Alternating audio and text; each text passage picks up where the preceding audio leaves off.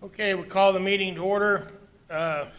If we can, if we would rise and have the Pledge of Allegiance by Councilman Arnold and a prayer by, silent prayer by Reverend Savino Sanchez, please. And if I might ask if you would please keep Council Lady Moore and her family in your prayers. Christmas, day after Christmas, they lost some family members in an accident north of town. So please keep her and her family in your prayers. Thank you. Allegiance to the flag of the United States of America and to the republic which stands one nation under God, indivisible, with liberty and justice for all. We'll all bow our heads, please. Time to easy that day soon I know easy that yesterday yes I love you soon yes amen. Amen. Thank you all very much. And if the clerk will call the roll, please.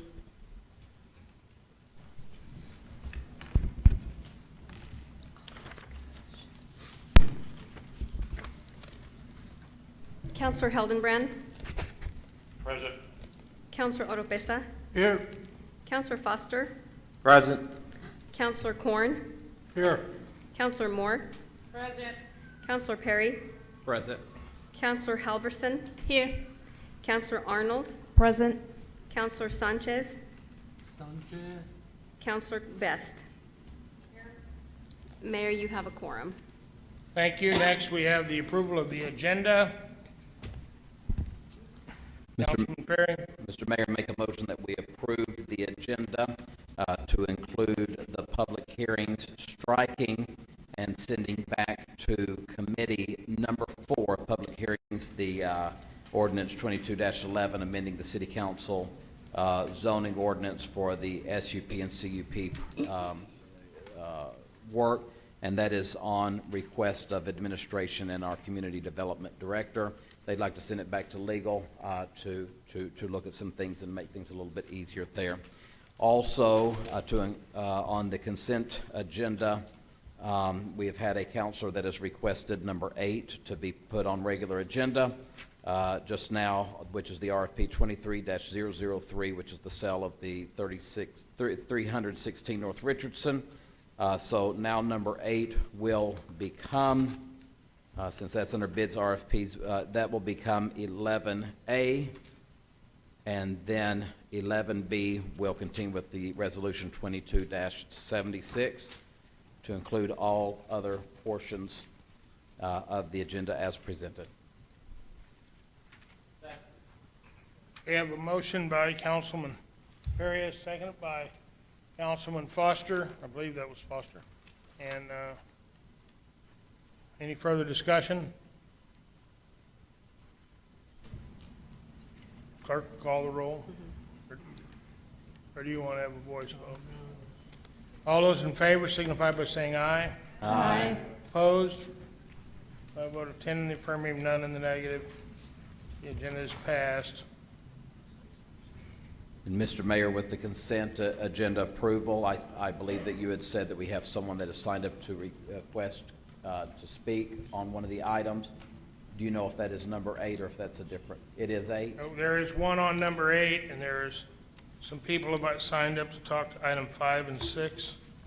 Item 5 and 6 will be public That's hearing. Regular public hearing, yes. Okay.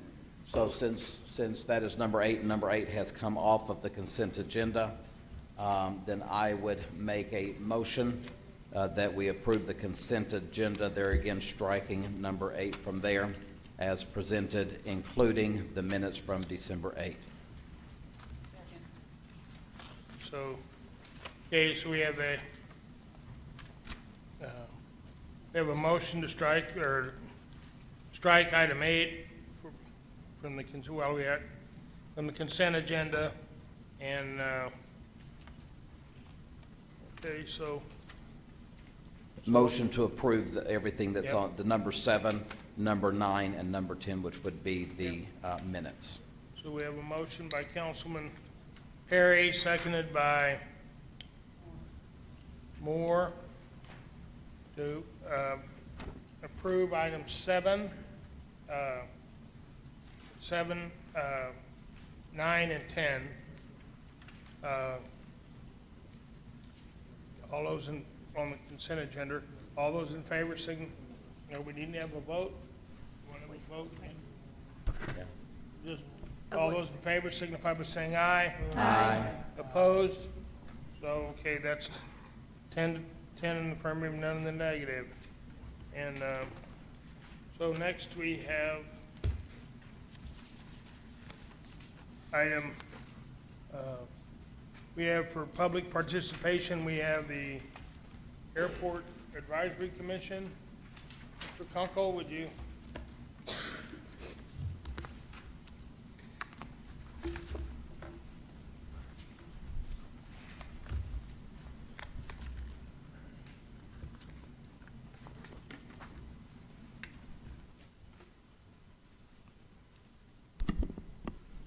Good evening, city councilors and mayor. Again, appreciate the opportunity to provide you an update. The Airport Commission had their meeting last Tuesday afternoon. We had good participation and we had several tenants that were there. I'm just going to go through and list, for your information purposes, some of the things. Item number 1, demo of the old FedEx building to allow construction of the addition west of the parking area that's located on the west side of the terminal. Also, new parking area south of that parking area on the west side of the terminal, so they'll be separated. Bids were opened on Tuesday, and based on what I have been told, new parking lot construction looks to be doable out at the Air Center. A big plus for the Air Center. Moving forward on plans to update the passenger display in the baggage claim area for marketing opportunities.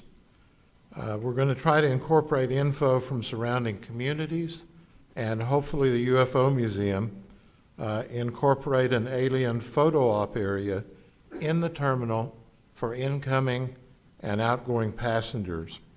The terminal is currently being updated both with signage, painting, and branding that has already improved the overall interior appearance of the terminal.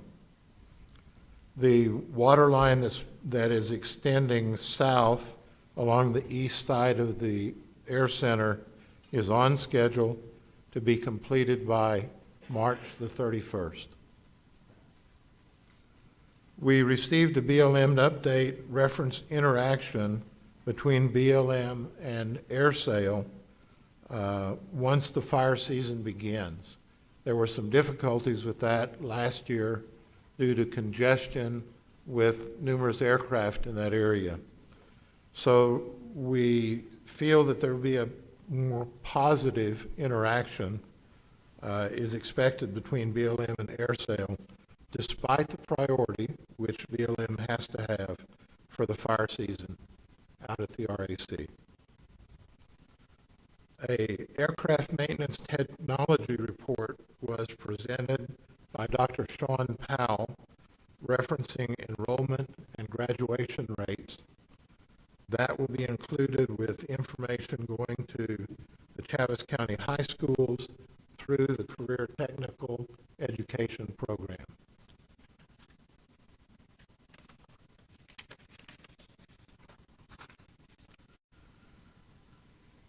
We confirmed the approval of an airfield lighting project along runway Alpha to Dean Baldwin and demolition of Building 650. That's the FedEx building that I mentioned previously.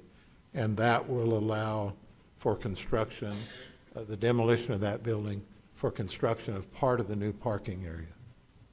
We recommended approval of long-term lease to Transaero, Medevac, which is stated to eventually bring in 15 to 20 jobs, and I've heard recently it may be more jobs than that. So that's a big plus for Roswell. We recommended approval of various leases to the city of Roswell for wastewater, central control, water department, and the fire department, which the council will see in your June meeting. So we're actually ahead of the game. I know that's hard to believe, but we're ahead of the game. You can thank city staff for that. We've also worked on a lease for the drag strip in hopes to get buy-in from the tenant, from the FAA, and from the Airport Commission for the lease to go to legal committee and city council, hopefully in February. Hopefully we can get all that accomplished and move through that process that's been long delayed for the drag strip people. I stand for questions. Do we have any questions for our illustrious Airport Commission? Anyone have any questions? Thank you. Thank you. Yes, I would hope with the coming of Transaero, I hope that our mechanic that we had out, that they had out there, if you can help make sure he has work if we lost FedEx. Transaero would, I mean, they're gonna bring in a couple big planes, as I recall, and some helicopters, so maybe we could steer him that way so we don't lose our airframe mechanics person, our contract person. We lost that FedEx contract, that was the big one, so, I'll bet we can let the CEO of Transaero know about that. yeah. I mean, he had just been in the past, that individual had been helping us keep some of the de-icing equipment working. And so that would be a big plus if you can do that. Thank you. Thank you all very much. Okay. Now we have our public hearings for item 5, case number, in fact, I believe, would you still like to have everyone who's going to testify in the public hearings in both items 5 and 6 be sworn in, Madam Clerk? Or do you want to do it before each item, or do you have to? We don't have to on a public We hearing? don't have to, no, sir. Okay, we will have the zoning case, item number 5 on today's agenda. Wait. We have on public hearing just these 2 items, ma'am. Pardon? They had asked me that we put the public participation with the item that comes up this morning or today. If there's anyone else for public participation, if for any other item on here, I had there are 2 other people signed up with not items. If we could go ahead and hear from them now, Mr. James Edwards and Sarah MacArthur. Would you are you not going to speak on this subject, or do you have any other subject you'd like to speak on that's not coming before the council today? Sarah, no? Yeah. Yes, sir. James? Mr. Edwards, if you'd please identify yourself and your address. James Edwards, 208 South Stanton, Roswell, New Mexico, 88203. What I came here today for is to invite the mayor, the city council, to our Martin Luther King celebration out at Eastern New Mexico University, Roswell, which is going to take place on the 16th of January. It will be located in the ITC Commons area, directly behind the Performing Arts Center, and the time will be from 10 to 11 a.m. And we will have refreshments. I've got a couple of speakers coming in to speak, and I've also got some local kids that have provided some artwork, and I have 3 kids from Sunset Elementary that are going to speak on Martin Luther King, and then I have some fun activities for the adults to see how much up to date we are on our history. And I'm giving you a personal invite today. I stuck some invitations in your boxes a couple of days ago, but I also have some here. And I'm also inviting all of the distinguished people out here. If you'd like to attend, you're more than welcome to show up on the Martin Luther King Day deal. We're the only place in town that is hosting anything. And I would really enjoy, yes, sir. I would really enjoy it if, and it'd be much appreciated if you could show up and show some support for that day. Thank you, and that's pretty much it. Thank you very much, Thank you. Mr. Edwards. I would have to apologize. I have a doctor's appointment in Lubbock on my eye, so I can't be there on the 16th. I'm sorry, but that's when he scheduled me, so that's where I'm going. Okay, well, I would appreciate it if I could get the council there. Yeah. It would be greatly appreciated, and thank you for your support. Thank you very much, sir. And Sarah, you're a no-go. Okay, so then we'll go back to, did you change your mind again? Are you talking about agenda items or non-agenda items? But this was, this says for you signed up for non-agenda items. Oh, okay, sure, yeah, I just want to say something. Well, I was afraid of that. That's funny. Hi, everyone. I'm Sarah MacArthur, 609 Mimosa Drive, Roswell, New Mexico, and I'm the chair of the Democratic Party, and we are about to have our elections again in March. And so there are 9,277 registered Democrats in Roswell, and I just thought I would remind everybody that there are elections coming up for spots within the Democratic Party, so either as an executive officer or whatever. So if you want to let anybody know that, those are coming up. And we have available times. We meet the first Wednesday of every month, and we meet in the back room of Stellar Coffee. And Stellar Coffee, also, we meet on the third Thursday of the month for a just anybody can come and just sit and talk and visit. 6 to 8 at night, the third Thursday of the month. And I just feel like a lot of people don't know that, and I don't get the message out very well. So since you asked, I thought I'd come and mention that. I know it's a nonpartisan event here, but Thank you. Could Just you thought I'd give say- your address, please, just for the clerk? 609 Mimosa Drive, thanks. Thank you very much. Thank you, Sarah. Okay, that's all we have on the non-agenda items, or people who would like to speak. So now we have back to item 5, zoning case, public hearings for zoning case 22-039. And we have Councilman Hildebrand on that. Thank you, Mr. Mayor. I move that we consider approval of zoning case 22-039 CANN, which includes a zone change to CCAN and a conditional use permit with corresponding conditions of approval in order to operate an adult use recreational medical retail cannabis establishment at 3500 South Main Street. Okay, we have a motion and second by Councillady Arnold. Okay. Mr. Mavers. Thank you very much, Mr. Mayor and council members.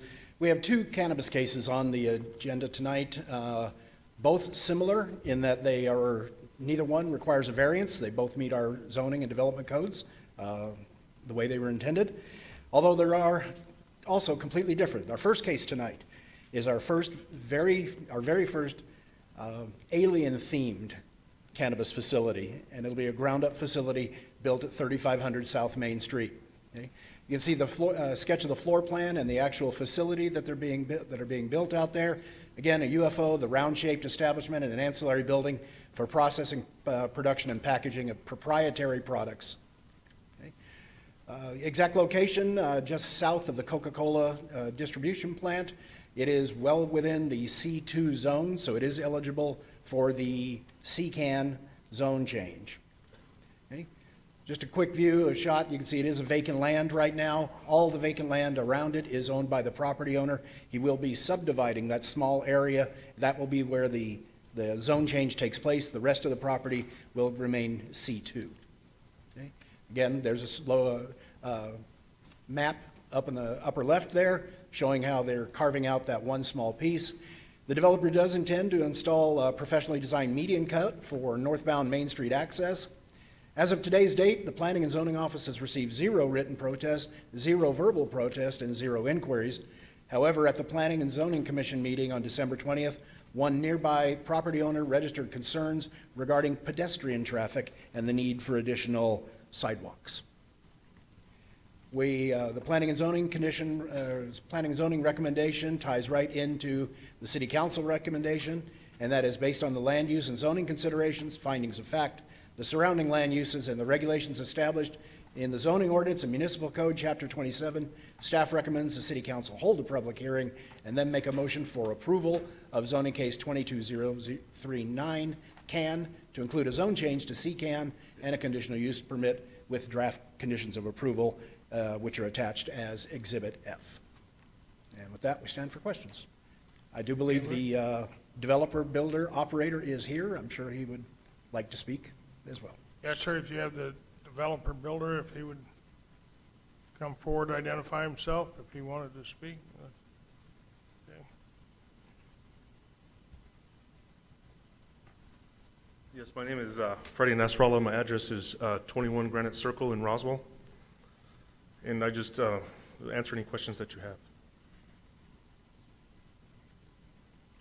Okay, does anyone have any questions of Mr. Nasrallah on the proposed zoning change? Okay, Mr. Nasrallah, if you'd just stay here in case someone else comes as we go through this. We also have Mr. Guy Tipton is here. He would like to speak in this, either for or against it. Either way, Mr. Tipton? Okay, Freddie, if you just sit down or something, or move back there in case someone has a question in a minute. You don't mind? Guy? Yes, sir. Pleased to be here. Thank you very much. I have a quick correction on the slide here. Mr. Maver said there was no protest to this zoning change. There was two at the previous December 20th Planning and Zoning meeting, and that was the Roswell Daily Record reported that on a front page article on January 4th. So I just want to make that quick change on that. I am Guy Tipton with New Mex Plastics. I am the president. I am third generation. And right now, currently, on South Main Street, the only artery for any pedestrian traffic is on the east side of Main Street. This new development that they're wanting the zoning change is on the west side of Main Street. And the reason I say I'm trying to divide the two is that there's a busy four-lane highway that divides the two sides. And the east side has the pedestrian traffic and the safety, at least a little bit of safety. You're not, the road itself has no shoulders, so you can't walk on the road. So you either walk on the east side where you have a pedestrian path, or if you decide to walk on the west side, it's unimproved. There's lots of rocks. I've seen people fall down. Actually stay there for quite a while, like twisted an ankle and things. And of course, we've been out there on South Main Street for about 50 years. I've been working full-time for 25. And that's, I apologize. Mr. Foster got a hold of me late this evening, and I didn't have time. He said I should have brought a power presentation, but I've got just some, he said I could pass out some pictures of what you're looking at.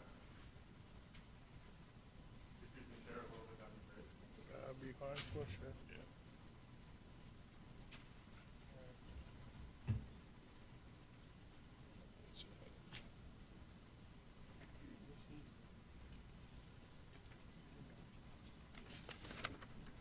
As you can see, the first page is, this is in front of New Mex Plastics, looking north, and you can see the pedestrian path on the right of the picture. The next page is looking south from that same spot. You can see the pedestrian path next to the four-lane highway. And on page 3, on the 3500 block, this is on the property of the proposed development. There is no sidewalk or no improvements for any pedestrian access from that side of the road, whether it be skateboard, bicycle, wheelchair, and whatnot. And this, the picture on page 3 is actually looking north towards Coca-Cola. The fourth one is, if you turn to the south, again, you look at the undeveloped. There's no sidewalks for pedestrian traffic. And the next page is just to show you that a lot of the street lights out there, the area is industrial, and it's not a pedestrian designed lighting scheme. So there's really not that much light for pedestrians. And from time to time, those electronic eyes that flip those switches on and off don't work. And so you can see how dark that is. We're at the least, we're asking for some just a safety study on cars, automobiles, and pedestrian traffic. The next page is a one-way sign that was put up in front of the Christmas light display on Cambridge. There's obviously some other safety concerns there, but the city obviously does take safety very seriously, and we have some very serious concerns about pedestrians accessing a retail business on South Main Street in an industrial area.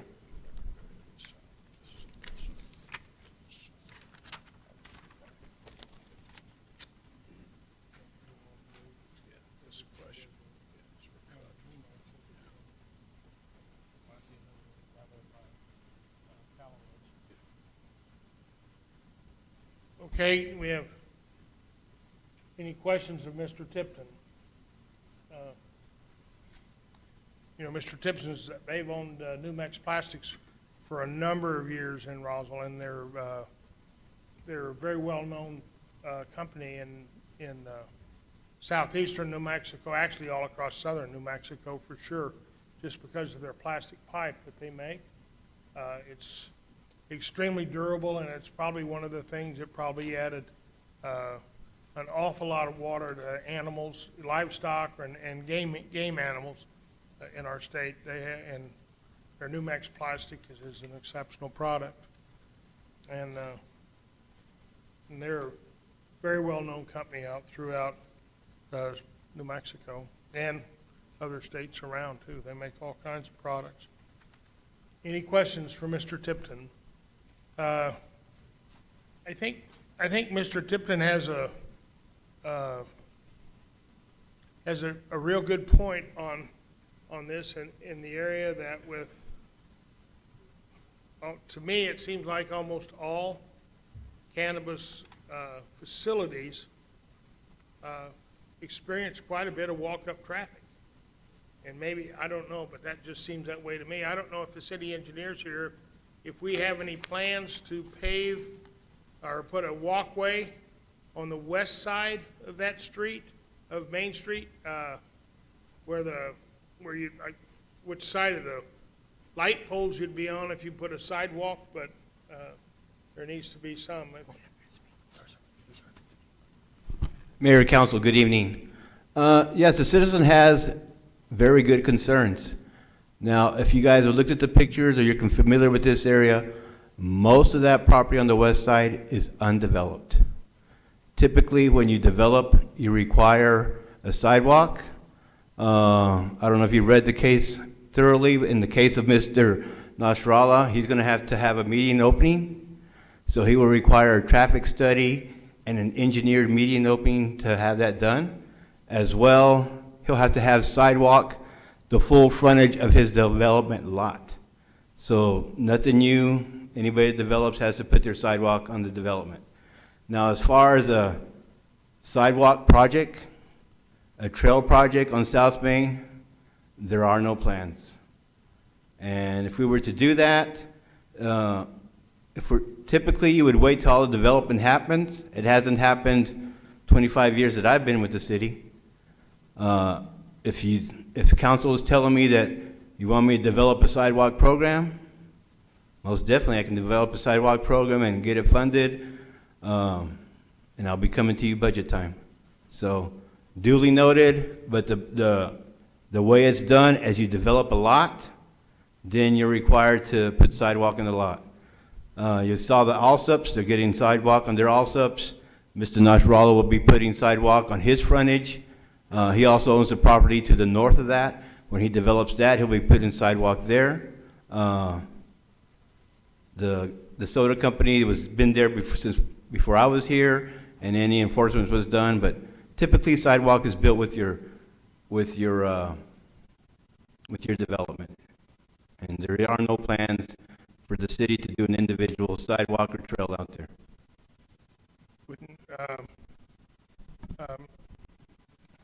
Mr. Nahar, wouldn't you agree there's greater potential for pedestrian traffic on the west side of the street than there is on the east side of the street? I couldn't answer that, because when I've driven through there, the only people I see walking on South Main are on the trail. And that's probably because the trail is already there. Mr. Mayor, not to interrupt, but just as a point to help, part of the reason of that is because of Mountain View Middle School as well, for that foot traffic with kids walking back and forth, if I remember correctly, when some of that was That's part of it, but a lot of people walking from the base take the trail all the way up to the cemetery. But hopefully that Mr. Nasrallah will be successful, not only with the endeavor that he has in front of you, he has plans for other developments and housing, which would also increase that. That's another reason why we're looking at the big picture for the engineered median opening. And again, Mayor, Council, I'll gladly look at a sidewalk project or a trail project. Just realize that I'll be coming to you for funding as well. So I asked my chairperson, do I put that on the infrastructure committee, or, duly noted? Also, he made a comment about the McDaniel's lights. Yes, we made it one way. If you've ever been over there during Christmas, again, a safety issue just to get the people to be going in one direction. The other thing is with this, the aesthetics of it, you want your lights pointing in one direction as you're going through, and it's just a whole lot safer. So safety is a priority. We always consider that, but at this point, to answer your question, Mayor, again, there are no plans for the west side of South Main. It just becomes apparent to me that you're gonna get more potential pedestrian traffic from the west side of the street than you will from the east side of the street. Just merely because on the east side, it's South Park. So all the development and all the pedestrian traffic is really gonna come from the west side of the street. So I we might understand. oughta- I understand what we you're might saying. oughta look at that, down the road. Any other questions? Nope. No questions? Yeah, you talked about, Mr. Nahar, you talked about having to put a cut. Is that a condition that for Mr. Yes, if you look Nasrallah? on his case, and is that the slide up there? Yeah, you look at the slide in front of you, developer will install professionally designed median cut for northbound Main Street access. And that would be at Mr. Nasrallah's expense? That would be at Mr. Nasrallah's expense. That is correct. It's always nice to have someone else pay for things, but, okay. Well, That answers my that's question. kind of like the sidewalk. As it's developed, we require the developer to put the sidewalk along your frontage. If you have a corner lot, thanks for buying a corner lot, because you're going to be putting it on both sides. Yeah, okay. Thank you, Mr. Nahar. Thank you. Next, we have Councilman Best. Council Lady Best. Mr. Nahar. So since this is a lot that is out in the middle of a field, and we do need to start building on the south end of town, and we need businesses to build up in between the base and stuff, is he going to have to do a handicap accessible, since he's the only sidewalk there? Is he going to have to do handicap accessible at either end of those sidewalks? What you do, and I understand your question, there is no curb and gutter there. So where you would put the sidewalk would be probably at the property line. But yes, if there's a street corner where there's no street corner there where he's at, he's in the middle of a lot. So you're gonna build a sidewalk. The other comments that I hear when I ask developers to build sidewalk or a housing, they say, well, there's no sidewalk on this neighborhood. Well, that's true, but the current regs are that you have to build sidewalk now as a developer or a house builder. And to answer your question, Councilor Best, since he's in the middle of, like you say, kind of nowhere, it'll be to grade, so it'll be 50-to-1 cross.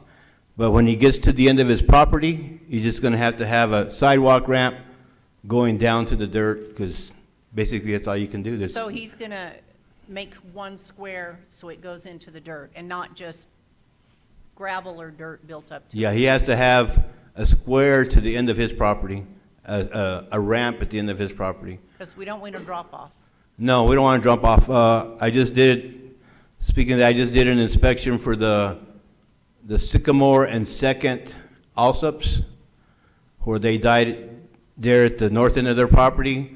They're having to remove 2 squares because they left the drop-off. Said, no, just tie into the dirt, but you have to have a ramp for the wheelchair to go to the natural ground, because that's all that's there.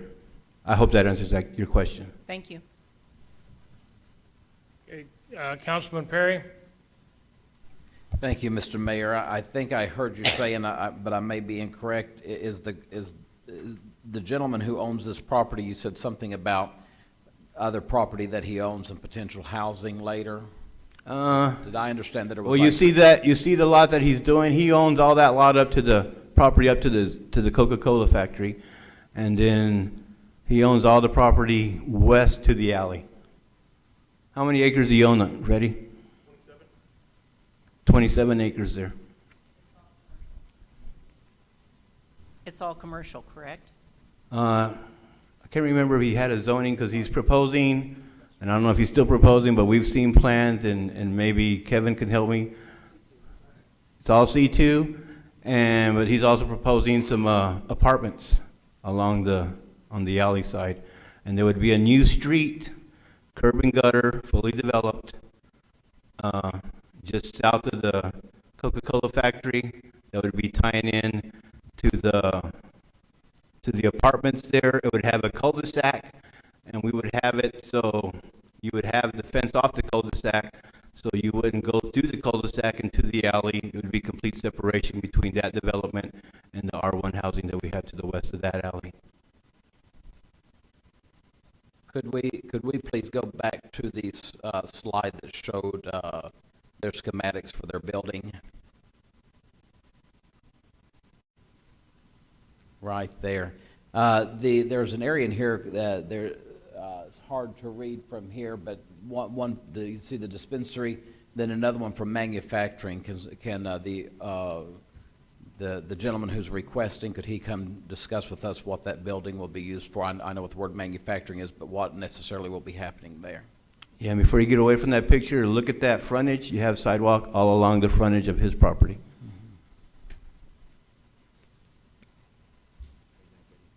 Mr. Naldrala? Yes, sir. Okay, Councilman? The building on the schematics here that says manufacturing, could you talk about that a little bit? Yes, I'll be manufacturing all kinds of different products for just for our dispensary. It'll be gummies. Of course, I have to get registered with the state and have a food license too. I've done that already, and wax, gummies, all different kinds of food products. So I guess my question, Mr. Mavers or someone, we got so many different zoning areas, I-1, I-2, C1, C2. Is this manufacturing potentially possible within this zoning? The answer to that is yes. If this was a large-scale manufacturing facility where he was going to be taking in product and selling it to a lot of other retailers, it would need to move out to one of the industrial zones. However, the way Mr. Nasrallah has described it and the way we've set the conditions of approval, this is an ancillary facility to the primary retail. Okay? He will only be taking in the products and packaging, putting together the products for sale only in his facility. So it is an ancillary use, and we feel that as an ancillary use as opposed to a primary use, that it is appropriate in this zone. If the owner was to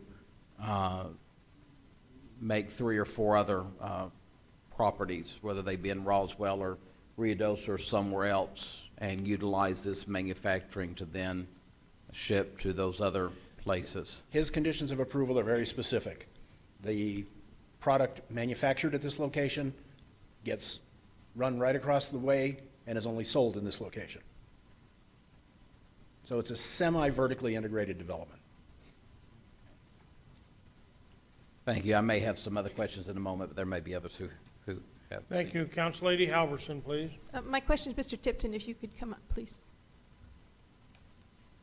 So I understand your concerns. I know I toured the lot, and I agree it looks very unsafe. But knowing that he's going to have to put a cutout on the intersection and then sidewalks and everything, do you still have objections about the safety? There's approximately, to the south, 3 blocks of undeveloped walkway, if you want to call it that. The cell tower that's immediately south of this particular location. I've had talks with Meredith Hildreth about the unkept trees, the field that they don't cut down, and so forth. I don't think they're going to, I just don't see that happen. Am I understanding that correctly, Mr. Nahar, that Coca-Cola and the cell tower would not be required to place any sidewalks on it? Is that correct? That is correct, because they're already developed, and I can't touch them the way we're structured right now.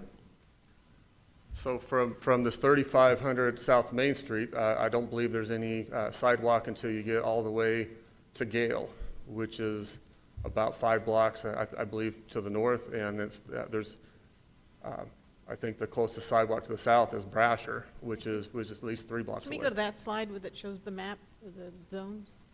Yeah, that. So Coke doesn't have sidewalks either, I understand. Correct. The telecom tower has no sidewalks. The UFO self-storage has no pedestrian walk as well. Okay. Mr. Mavers, this is a retail store, correct? Okay, and it's the only one, everything else is industrial there? I'm sorry? Everything else in the area is industrial, this is the only retail store? Yes, that's correct. Yeah. No, I'm sorry. All the rest of the zoning on Mr. Nasrallah's property, all 27 acres, is all C2. It's all commercial. As is the property to the south where it's a telecom tower. You take a look at what's up on the screen right now. The Coca-Cola is actually an I-1 PUD, but everything to the south is all C2. Okay, thank you, I yield. Okay. Council Lady Arnold. So, Mr. Tipton, I need some clarification because one of the things I can't ascertain is if your issue is with Mr. Nasrallah's choice of business or the fact that the city and other businesses have not put in sidewalks. Because It's a retail business. Mr. Neighbors mentioned that there's 2 cases tonight. There's this one, the 039, and also the next zoning case 22040. If you look at the different locations, the A&W that is looking to also seeking a CANN zoning, Mike, if you look at my safety concerns to that particular location, there's lots of concrete, there's lots of sidewalk access, you've got side streets, you've got paved parking lots, you've got Buffalo Wild Wings nearby, you have no obstructions in the median, like trees, like you can see in the picture up there. There's trees that are obscuring views of cars if people try to cross over to 3500 South Main from the pedestrian parking lot. It doesn't fit in the industrial area with the cars going south and no traffic controls. The business up at the other case for the A&W, who's that again? That's Pecos Valley Production, correct? Mm-hmm. Is that right? That's Okay. correct. They've got, that's a 25, when you head north, 25 rolling into a 35 zone, so the speed is much reduced. And when you head south on Main Street, you also have some traffic controls with your speed dash. Gives you your speed about how fast you're going, trying to slow traffic down. And so you've got easy access. There's not an easy access for this. So there again, I'm going to ask, is it about the retail? Would you have the same issue if it was O'Reilly's? O'Reilly's, I would, because Okay. simply there's so much traffic there. It's not just, there's also, I'm focusing on the sidewalks, but there's also in an area, if you have that much traffic, should you have turn lanes? These are the questions I have, and at the zoning meeting, was there a traffic study done? There was no answer. Okay, so here's my quagmire. If any industry is turned down because there's no sidewalks, then you probably won't ever get sidewalks. Because development is what's going to bring those sidewalks. And it's also going to bring attention to that west side because we will now know that there is need and an issue for safety. I agree with you. We just recently bought the Levi's building. We are also upgrading that area for revitalization as well. So I understand where you're coming from. Right. But and I'm actually glad that you did get the Levi's building. That's great expansion. But I just wanted clarification on that. Thank you very much for coming and speaking to us tonight. And again, it does start there, but the city will have, Mr. Nasrallah sounds like he's got apartment complex planned. He's got other housing. Is that correct? The city will have to invest a lot of infrastructure. Stoplights. I know the master plan has stoplights out there for what, 25, 30 years? It's been, I think, since before the pedestrian path was even put in. That was the master plan. Nothing's happened out there.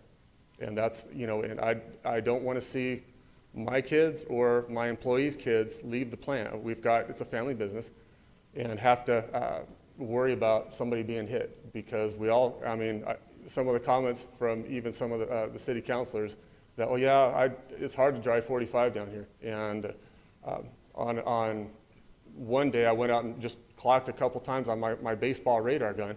I got 63. And I was out there less than 2 minutes. And people speed really fast along there. It's very quick. Cars come up on you really fast. It's like it's unsafe. And that's why we're asking the city to at least look at some traffic controls or do some traffic studies, and maybe some pedestrian studies. Because one comment I heard at the meeting, the planning and zoning meeting, was that nobody uses that path. That's just simply not true. We see people up and down that path all day long.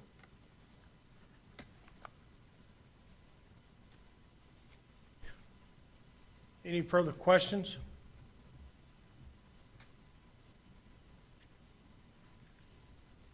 Any further questions? Okay.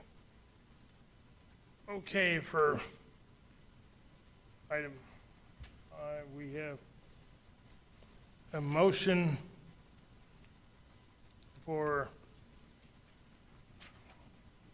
by Councilman Hildebrand, seconded by Councilman Arnold.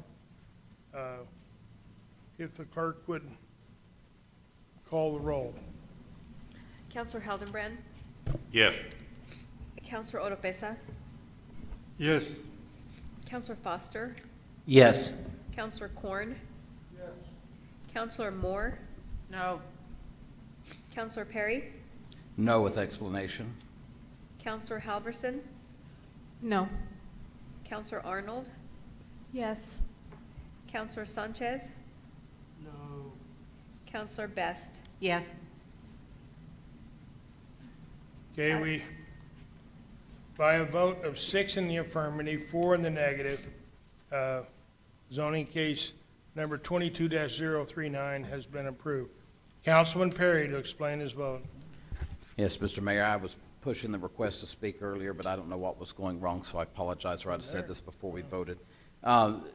My concerns are multifaceted, but with the traffic, with that area, for all these years it's been talked about, for 25 years and all, with what we've seen out there, with the traffic lights still not going in at Jaffa, with, even though this being commercial in the midst of all of this industrial.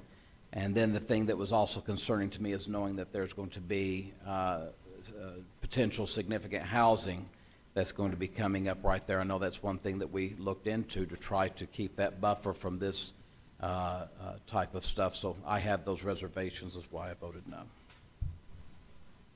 Thank you, Councilman Perry. I'm sorry, but your light didn't come up. I don't know. And I may have pushed it one too many times trying to make it work. I'm sure it was my fault. Okay, next we have item 6 on today's calendar, zoning case number 22-040. Councilman Hildebrand. Thank you, Mr. Mayor. I move that we consider approval of zoning case 22-040 CANN, which includes a zone change to CCAN and a conditional use permit with corresponding conditions of approval in order to operate an adult-use recreational and medical retail cannabis establishment at 737 North Main Street. Councilman, we have a motion by Councilman Hildebrand. Is there a second? Is there a second? Councilman Foster, seconds. Okay, Mr. Mavers. Okay. Good evening once again, Mr. Mayor and Council. Our second case tonight is being brought forward by Pecos Valley Production. They're looking to do an adaptive reuse of a property at 737 North Main Street. They are requesting approval for a zone change to a CCAN and a conditional use permit. Again, I remind you, there is no variance here. They have met all the development requirements for this project. They are taking the existing A&W that was vacated a few months ago and are coming in with another dispensary. You can see the location there on the Chavez County Assessor's map, and again, property is currently zoned C2, all property around it is C2. They have no distance or, they have no distance conflicts, separate distance or separation conflicts, okay? As of today's date, the Planning and Zoning Office has received 0 written protests, 0 verbal, and 0 inquiries, and the Planning and Zoning recommendation ties in with the recommendation of the City Council, which is, again, based on the land use and zoning considerations, the findings of fact surrounding land uses and regulations established in the zoning ordinance and the municipal code, specifically Chapter 27. Staff recommends the City Council hold a public hearing and make a motion for approval of zoning case 22040, which includes a zone change to CCAN and a conditional use permit with the attached draft conditions of approval, which are shown in Exhibit F. I stand for questions. We have questions. We have signed up to speak on this. We have Leonard Salgado. Mr. Salgado? Good morning, or I'm sorry, good evening. Mr. Mayor, members of the City Council, my name is Leonard Salgado. I'm at 4000 East Hobson Road in Roswell. I am the Director for Business Development and Expansion for Pecos Valley Production. As Mr. Mavers just indicated, our reason for being here is really simple and actually pretty special, because we want to open up a second location in Roswell. And as you can imagine, whether you're selling cookies, coffee, or cannabis, in our case, opening up a new location, a second location, comes with a lot of thought, a lot of due diligence, and we're excited to have the opportunity to open a second location, because that means that we are expanding, and we're expanding with new job opportunities, and that's what we're about. We seek your approval, certainly for the zone change to CCAN and conditional use permit that will allow us to sell adult use and medical cannabis at 737 North Main. We are fully prepared to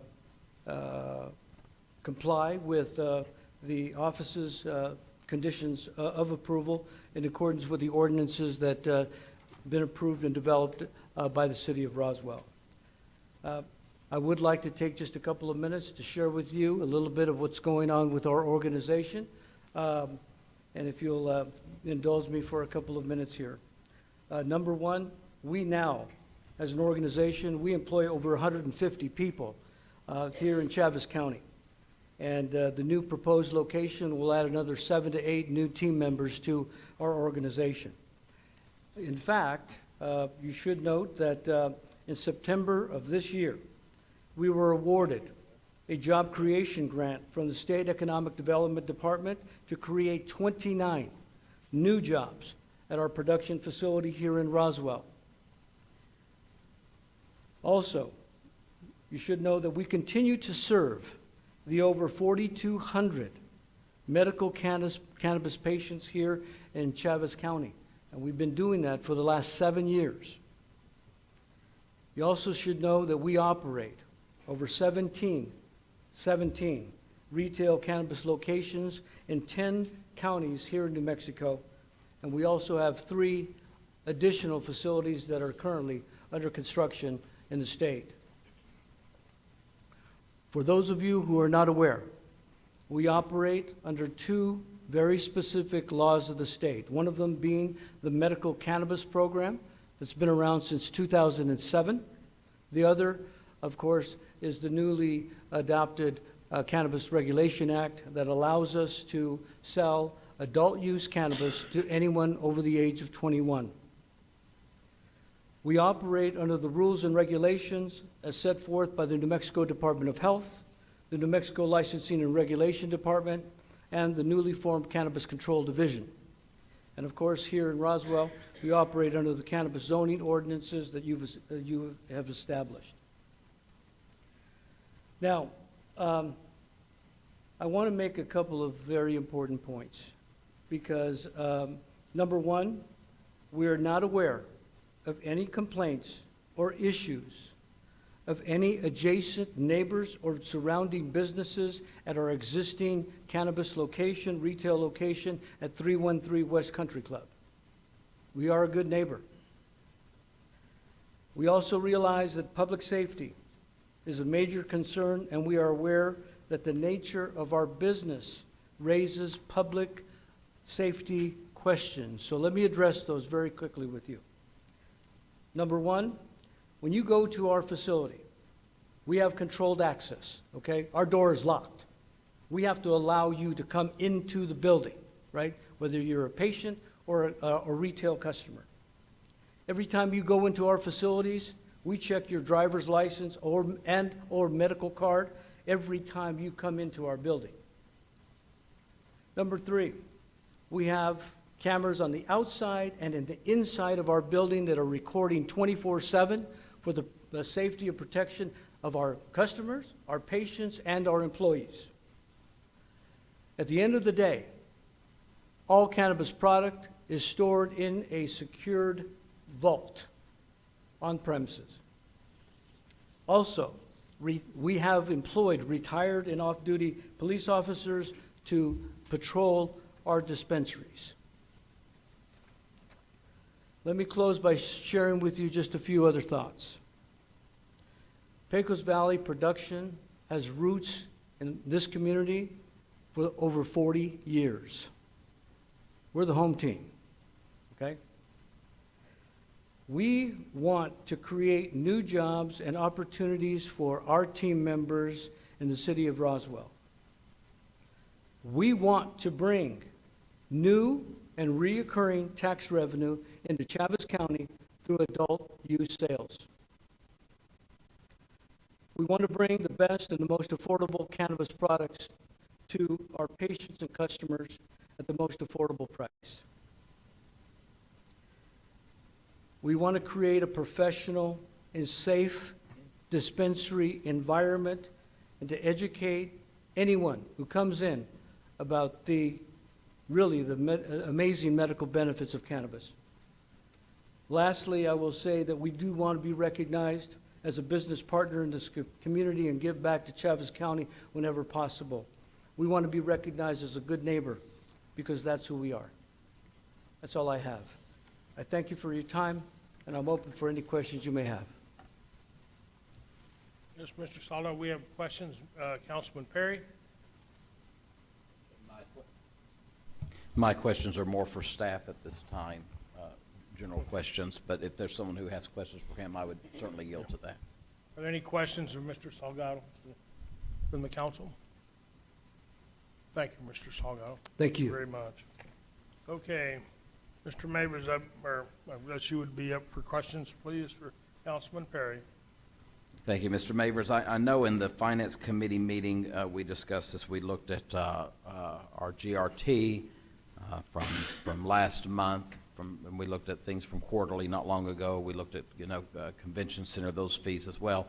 But when we looked at the cannabis, taxation on cannabis, it looked as if we're sort of flatlining right now. How long have we been in a sort of a steady, just staying where we are? I'm assuming that I've seen the same chart that you have, and you're absolutely correct. The first couple of months after we started licensing new facilities and they opened, we saw tremendous growth. It flatlined, I believe, about 4 months ago and this is the excise tax. This is not GRT. This is the excise tax. Mm-hmm. So this is the tax that you get on the retail sales of the cannabis, not the medical. So, but as of about 4 months ago, it flatlined at about $18,000 a month, I believe.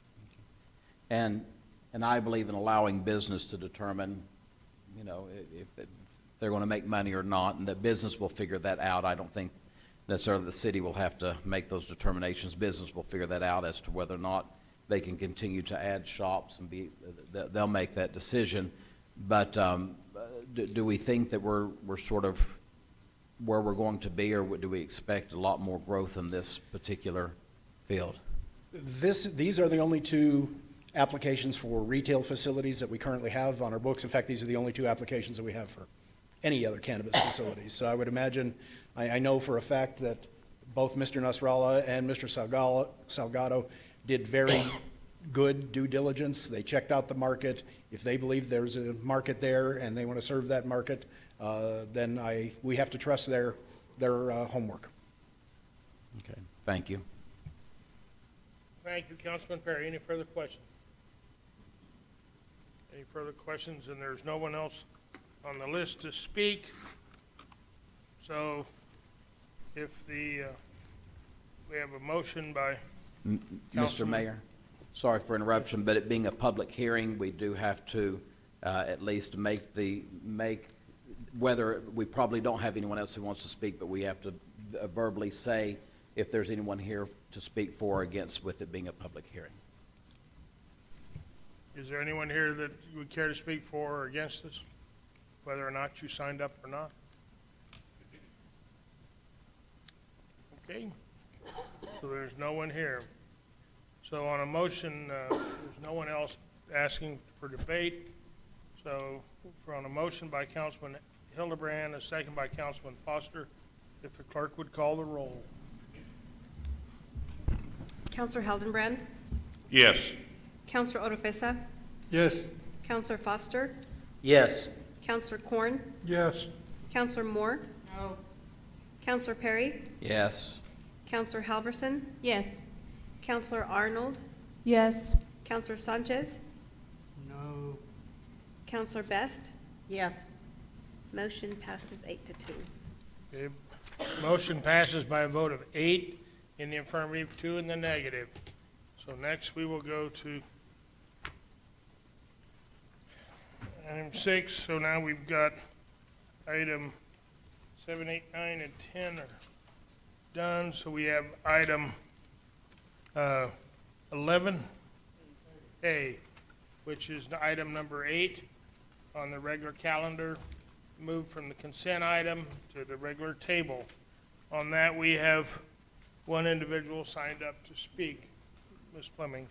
Okay, for item 8 on the agenda, we have,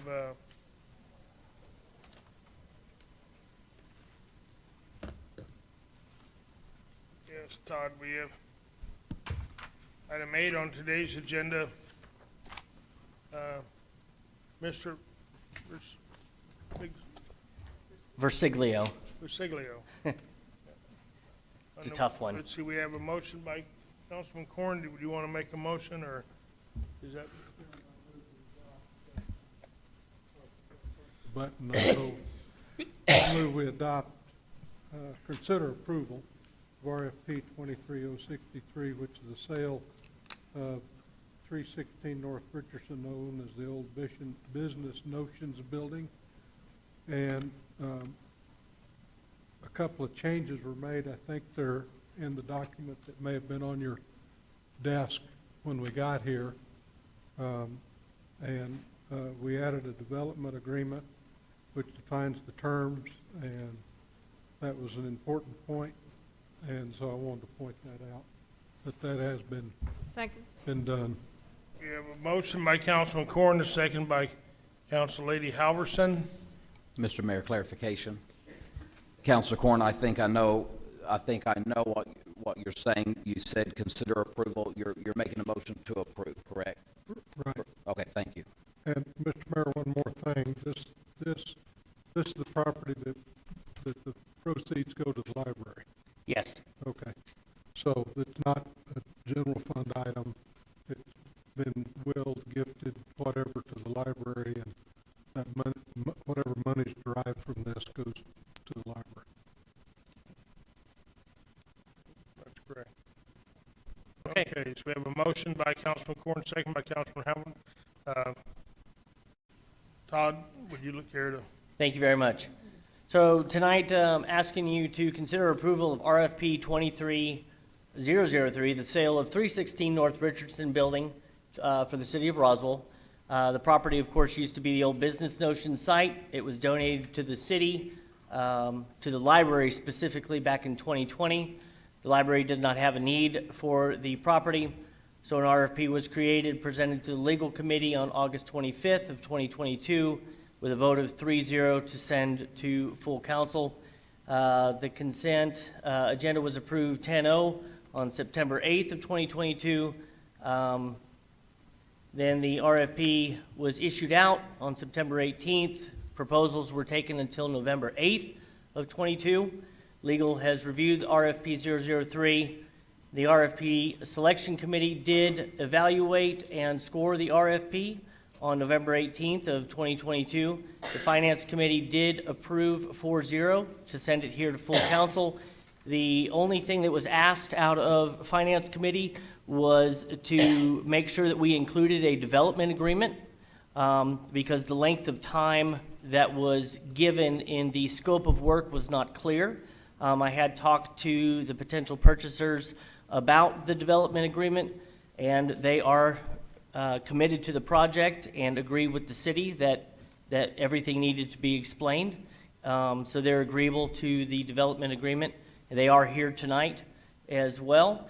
And so with that, we're please asking to consider awarding RFP 23003 to the Miniatures and Curious Collections Museum.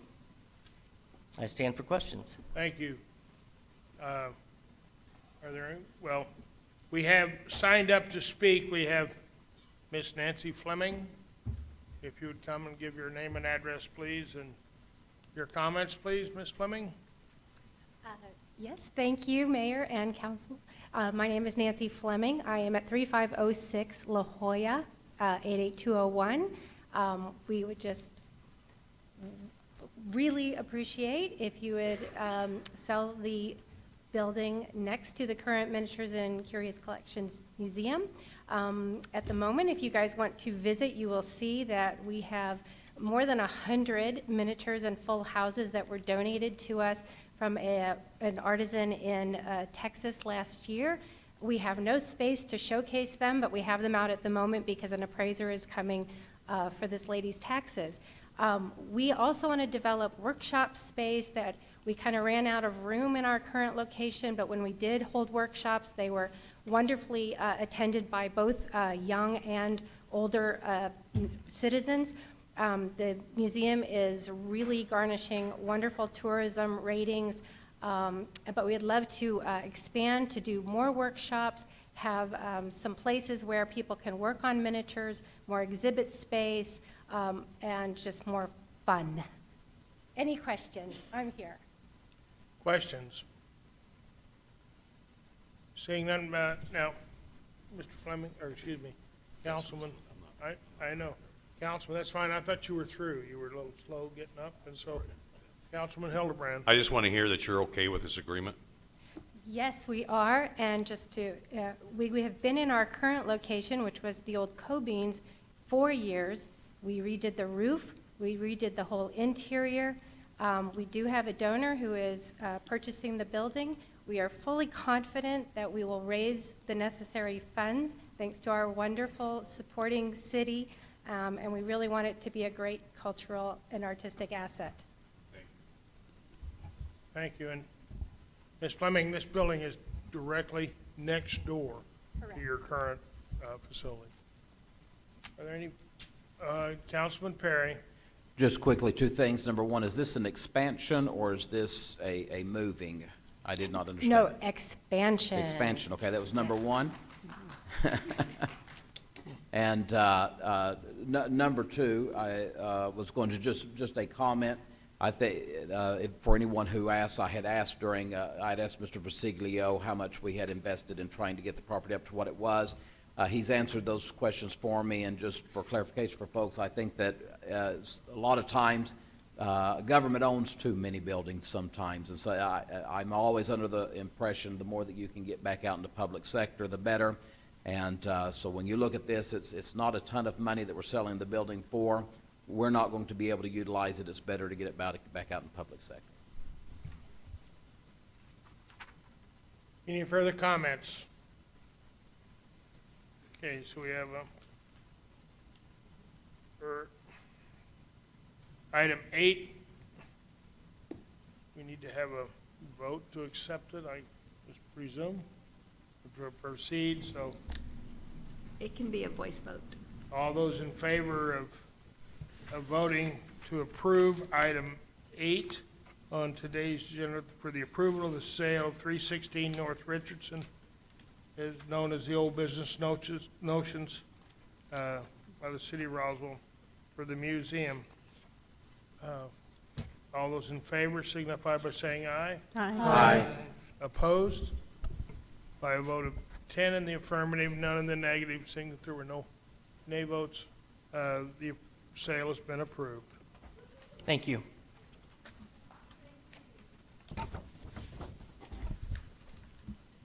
Okay. Yeah, we got.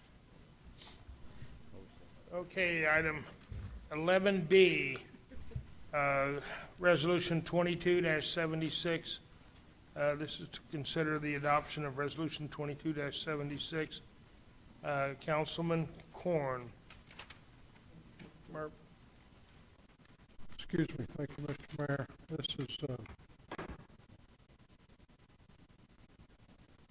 This is adoption of the sometimes referred to as the MERP program, and basically we're not talking about the existing language. All we're talking about tonight is $750,000. So, and I'm going to move to approve the requested $750,000 to reimburse on the municipal infrastructure reimbursement program. Second. We have a motion by Councilman Corn and a second by Councilman Foster.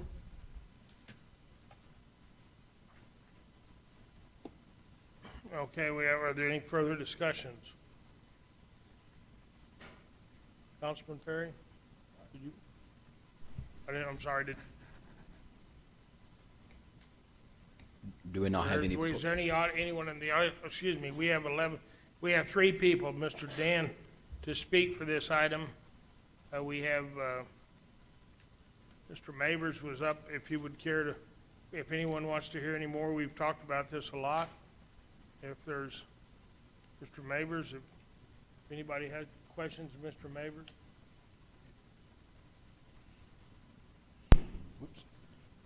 Mr. Mayor and City Council, council members, yes, we have seen this same presentation many, many times. It's my understanding that the city attorney, as well as some the other folks, have been discussing this issue in between last meeting and this meeting, and that there may be a different resolution to this program than we had hoped. So I think we should hear from people from the floor and then hear from the city attorney as well and move forward. Mr. Antimo, do you care to speak now and then, as far as the city, what your position with this would be? Mr. Mayor, I believe that the council is in possession of my opinion. I haven't heard anything from anyone in the legal community that has disagreed with it, and my further research concurs with that opinion, so I have no further comments. Okay, next then we have, on people who have signed up to speak, we have Dan Detola.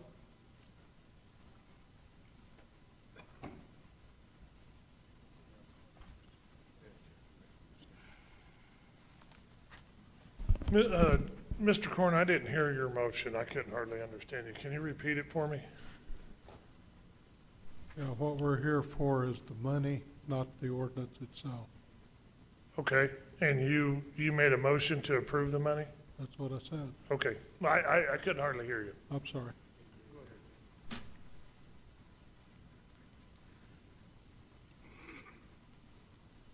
Dan Detola, 69 Mountain Top Ranch Road, Binion, 88344.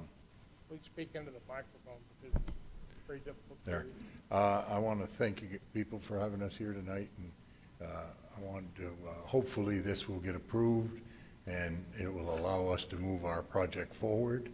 I think it's badly needed in the community, and I hope we get the support of the board to get this passed tonight. Thank you. Thank you. Next, we have Mr. Mitchell. Yes, my name is Jim Mitchell, 612 North Lee, Roswell, New Mexico, 88201.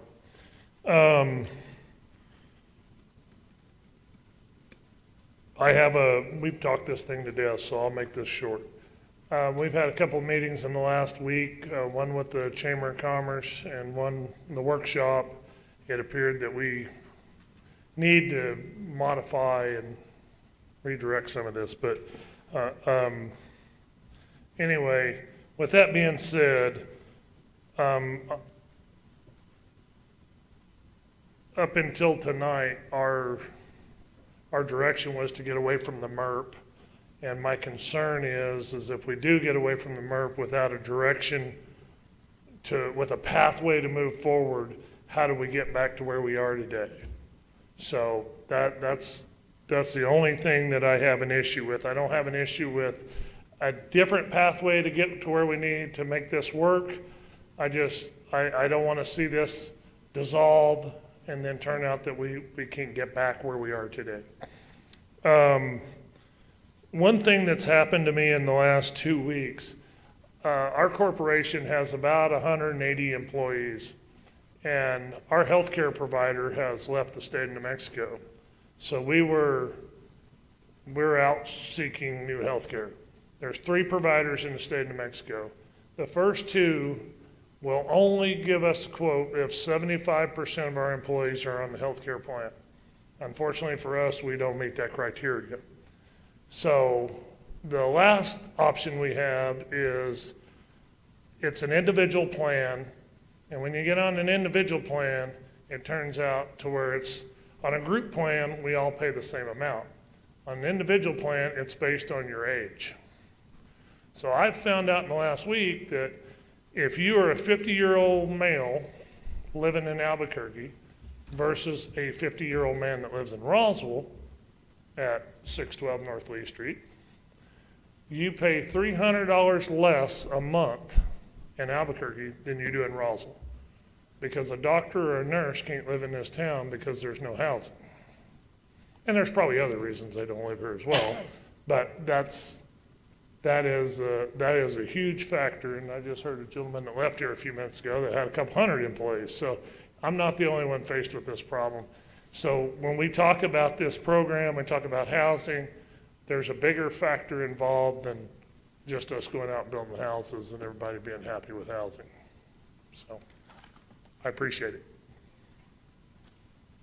Next, we have Mr. Bill Davis. Did you care to speak? Okay, that's all the people we had lined up to speak. Councilman Orpressa.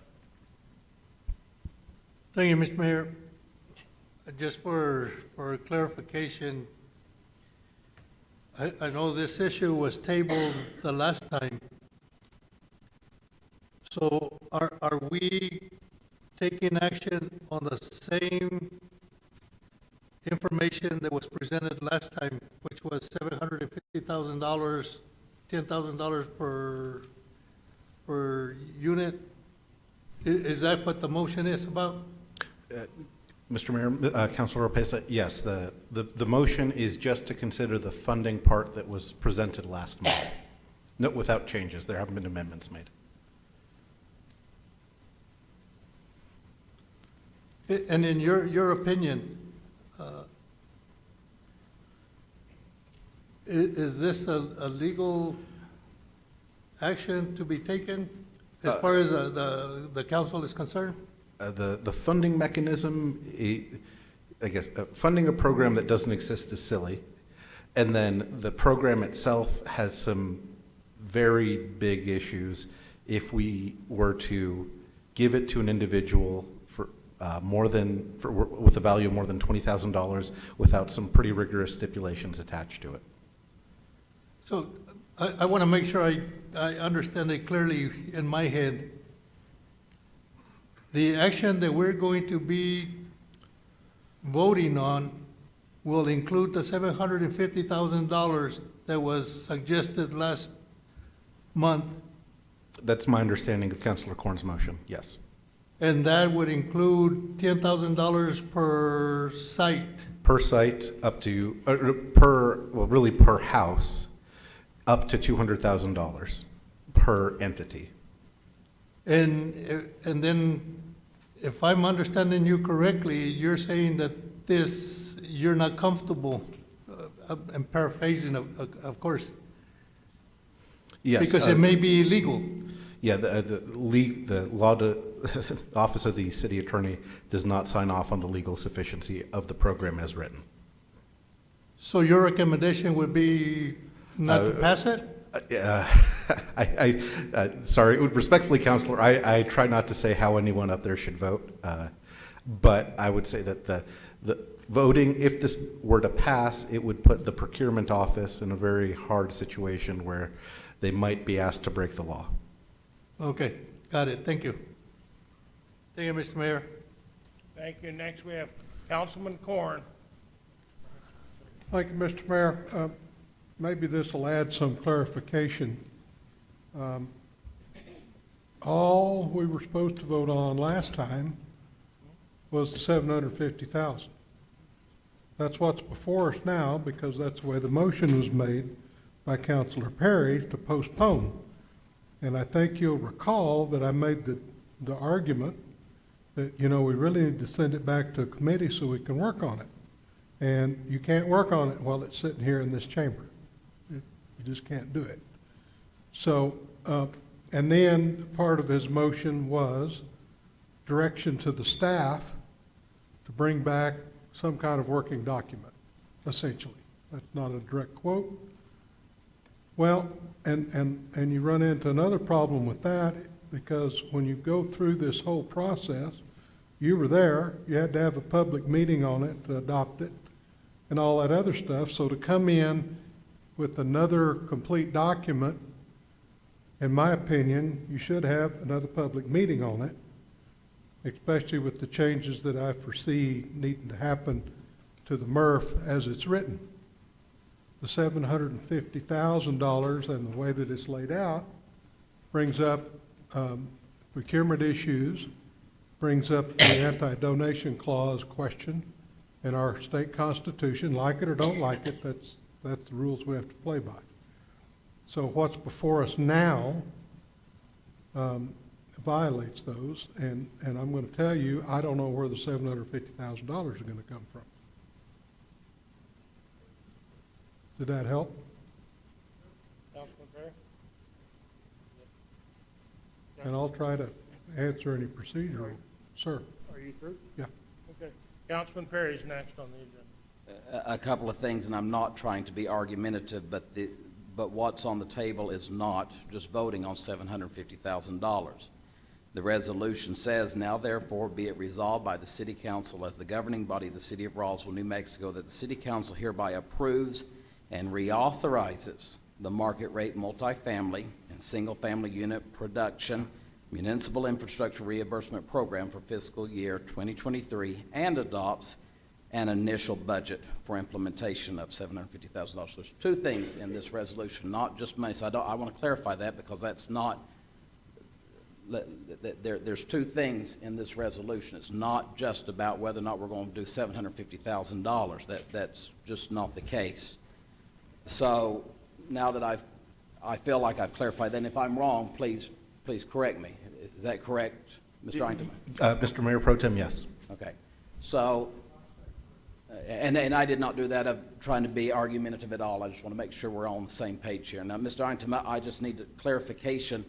So you're saying that by saying that your opinion has not changed, that there is not a possible way to legally make a MERP process work in the MERP. I'm not talking about PUD.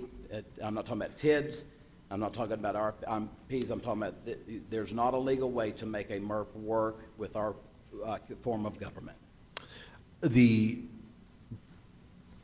As presently envisioned, I guess, if I may ask, not trying to evade the question, it depends on what the goal of the resolution is. If we would like to inject some cash into the economy for builders, then the way this is structured is not the most elegant. And in particular, without going to an RFP process that's difficult to envision how to accomplish it all, spending more than $20,000 per entity would be a procurement violation. The second component is that if we were to spend money on services or construction or items that the city is already entitled to, we would violate the anti-donation clause. So as you've heard repeatedly today, a new builder, for example, has to put in sidewalks. Therefore, as a matter of law, the city is due the sidewalks. We can't pay somebody to do them. Okay, I want to go back to the other, but before we do, since you brought that up, I'm still a little confused on this procurement thing and the number 20,000. So let me clarify in my mind. Are you talking about through procurement? Because as I understand, with procurement, there's not a dollar amount attached to procurement. It's either legal or it's illegal through procurement. So are you talking about more of the vendor and a purchase order of 20,000 or less? Is that where you're going? Sorry, let me explain, Mr. Mayor Pro Tem. So within the procurement code, there are 3 different tiers when you are purchasing, 3 different dollar amounts, you could say, that have to be considered when making a purchase. And depending on the good or service or construction you're purchasing, different rules apply to different dollar amounts. If you exceed certain dollar amounts, the default rule is you must have a competitive bid. So in this case, it's a construction material, it's a non-professional service, therefore any expenditure over $20,000 needs to go to competitive bid. So in order to pay anybody under procurement, we have to bid it out, and it's not, I've spoken with our procurement office, and we're not entirely clear how we can procure things that are otherwise required under the development code. And I'm okay with hearing that. I'm not here to be argumentative with you, with any counselor. We need clarification so we can all be on the same page and make the correct decisions that we need to. If something is not right, we need to find a way, but I just need to understand, because the direction that I gave, and Councilor Corn was very correct, and I think that he gave a very appropriate look at what my motion was. But I guess, Mike, it's for me to accept that nothing is here to be presented, I need to hear that there was nothing legally possible to be presented as a MERP. If that's the answer, then that's what I have to sort of take from our council. But if there is potential possibility, then I'd like to see that this evening, of whether that is through procurement of that 20,000 or whatever. I want to see that. But if there is not a potential viable legal way in the state of New Mexico for our governance to be able to have a MERP, then that's the verbiage I need to hear. All right, so sorry, I thought somebody said my name real quick. Just the ghost. Yeah, okay. that's, they've been bothering me recently. But in any case, I guess, the amendments that would, the MERP in and of itself does not have a mechanism to protect the city from paying for something it doesn't already own. So that would be step 1. Step 2, the city could never spend more than $20,000 on an entity per year. And then those would be really the first 2 things, but the reason I can't give you a ready set bill is because there's a bunch of policy implications that necessarily need to be considered that I'm not comfortable commenting on as just a legal advisor. For instance, if it's capped at 20,000 and there's set funding, how do you allocate it? Right. If there are 25 applicants and it goes over the city's allocated, is it first in time? Does that make it first and right? So there's a bunch of things that I just wouldn't be comfortable presenting unless I'm given very explicit direction about what you would like to see.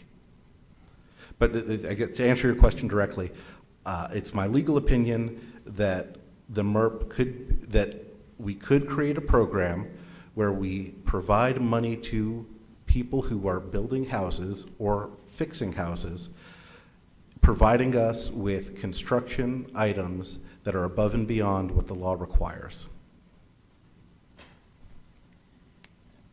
Okay, Mr. Mayor, with that being said, I just don't understand. I don't want to keep pushing and pushing to postpone and postpone if we're going to come back in here over and over and still be the same. I feel like we're at the same place we were last month, and that's, I guess, where I have some just personal craziness in my mind about this, because I from the conversations that I had heard, I thought that there was some potential possibilities to be able to fix this, and that's why I wanted to give that month.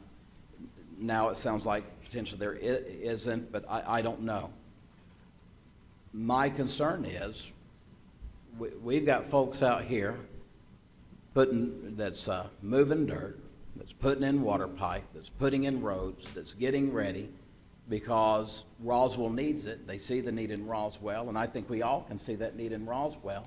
I agree with Councilor Corn, 750,000. You know, what are you going to do there? And I think we all recognize that number is not the correct number. If this can't be done, we've got to figure this out. I don't want to be that city that just says, well, we can't do nothing about it, sorry, you know, but thank you for starting. I want to look into options. I mean, you know, even I was discussing just the other day when I was meeting with someone looking at, you know, is there a possibility under the constitutional amendment that was just passed in November, constitutional amendment number 2, that deals with the anti-donation clause. I don't think, I think it is sort of a stretch, most likely, but is there potential possibilities to look at, because we don't have any language yet from legislators as to what this process is going to be. Somebody's going to have to try that. And I just want to be that city that tries every avenue possible to make things work, to try to find that place and make things work. I don't want tonight that just say, well, because we got this on the table and it's $750,000 and we don't know where we're going to find the money at, that tonight we just kill it.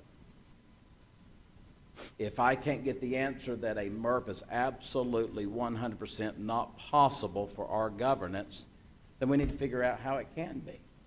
And if that's not the answer, there's potential several other things. We talked about those things. And I appreciate our legal department doing that research and finding and discussing those. Some of those aren't my favorite. The TID's probably not on my avenue of favorites, but there's some things that are good in there that we discussed that could be a potential possibility. But we've got to get to that point as this council. So I know there's some this communication when we had our workshop that there may be potential for amendment, and I want to know if that's if anybody has that as a potential possibility this evening. Is there a potential possibility of moving that? Mr. Mayor, you discussed moving it back to committee. At this point, I want to do whatever's necessary to keep on that road and trying to find what's necessary to make this stuff work. We need people like what we have here doing this kind of work in Roswell, or we're not going to have those doctors. We're not going to have those professionals. We're not going to, all the businesses. It's a need that we've got to figure out. Mr. Mayor, I yield. Thank you, Councilman Perry. Councilor Moore. Mayor and Council, what I got from Mr. Hess, I don't want to mess it, Itema, is that Mr. Perry, that he said it is possible with some changes. And so I thought we talked about at the workshop, sending it back so we can get those changes that make it legal, that make it okay. I don't want to kill it either, because we need incentives. That's not a problem. If there are some anti-donation clauses, we need to put them in there and fix them. If there's some number issues, if 20,000 is the wrong number, put the number in there that makes it work. If we're going to, I don't want to kill this either, but not if we're voting on the $750,000 side. That's not going to be a no. But if we can send this back to the committee that can make those changes that the legal team feels will make this MERP work, then that's what we need to do. That would be my motion. Let's send it back to get it done so that he can move it on and you can get what you need to happen, for the builders. They've been waiting around lollygagging for almost a year already, and so we need to get this. I'm prepared to get this done. If it needs to go back to a committee, and that's kind of where I am right now, because we're still, I feel, stagnated, having the same conversation about this. The attorneys already said what needs to be done to make it right, to make it beneficial, make it legal for the city. So let's send it to legal or whoever to get it written up correctly so that it can come back and be voted on with a number or with a number that makes it legal, and we won't be in any trouble. We already know what needs to be done. He just said it twice. He said it at the workshop. He just said it again, what needs to be fixed. So let's send it back to committee and let it get it fixed. I yield. Thank you. Cal, Mr. Mitchell, did you want to? Yes, sir. First of all, I just wanted to say my attorney's online. So, just so everybody knows, before you speak, we have legal counsel online, but anyway, I'm behind on that. But anyway, Mrs. Moore, you're absolutely correct. This needs to go back to whatever committee it takes to make this legal. We have asked numerous times whether it's legal, illegal, and we don't get a answer one way or the other. And it's a modification. I agree with you 100%. In our workshop the other day, Mr. Hildebrand had a wonderful idea of doing a stay on the fees. I think that's a possibility. There's multiple possibilities to make this deal work. But if we take a hatchet to this tonight, it's not going to get us where we need to be. So that's what I had to say. I just wanted you to know our legal counsel's on the team if you need him. Thank you, Mr. Mitchell. Christina, Council Lady Arnold. Mr. Eintema, if this is sent back to legal, and it is currently in the state that it is for a MERP, and legal determines that that is not the best path, can we actually change the wording to create another plan? Some of the things that were suggested at the workshop actually, I believe, have a lot more legal and fiscal merit. But my question to you, as far as a matter of procedure, can it actually be edited into a whole other form, not even recognizable as a MERP?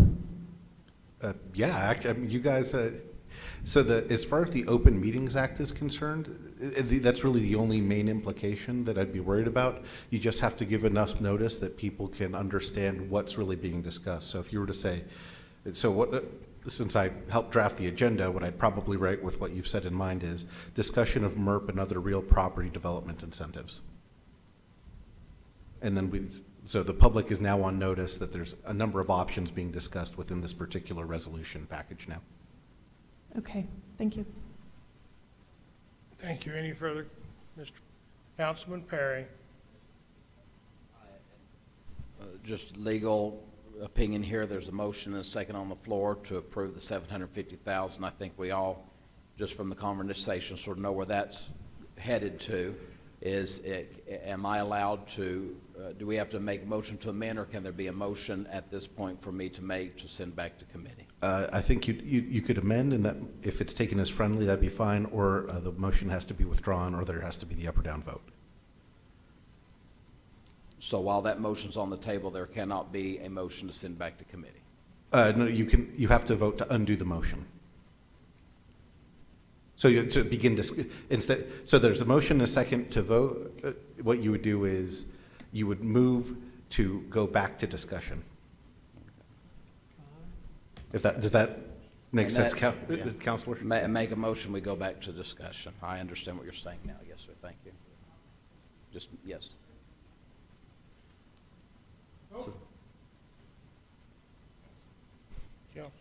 Okay, next. Okay, so. Can I ask a question? With the Excuse motion me. to go back to discussion, does it take a second, or is it just The second and then a majority. second then the majority? I made a motion to go back to discussion.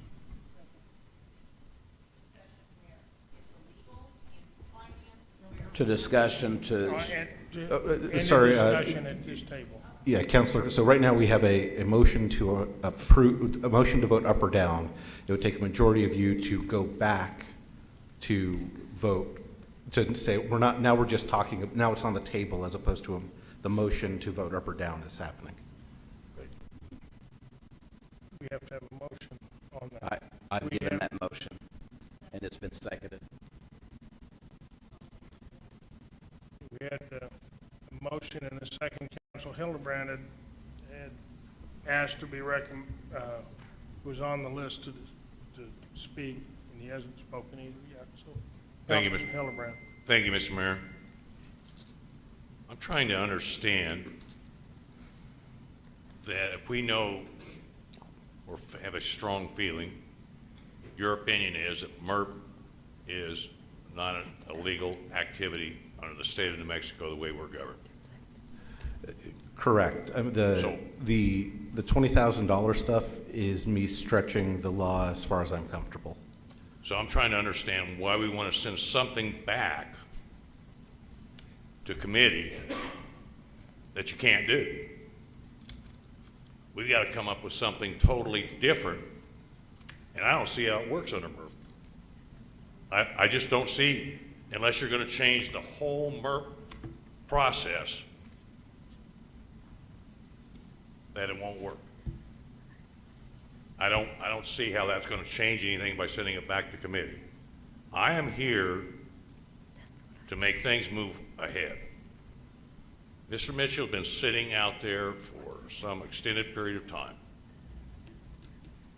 And we need to get something moving ahead for him and for other people in this community as well. And I just don't see how sending it back to committee is going to change a dang thing. That we need something different but than MERP.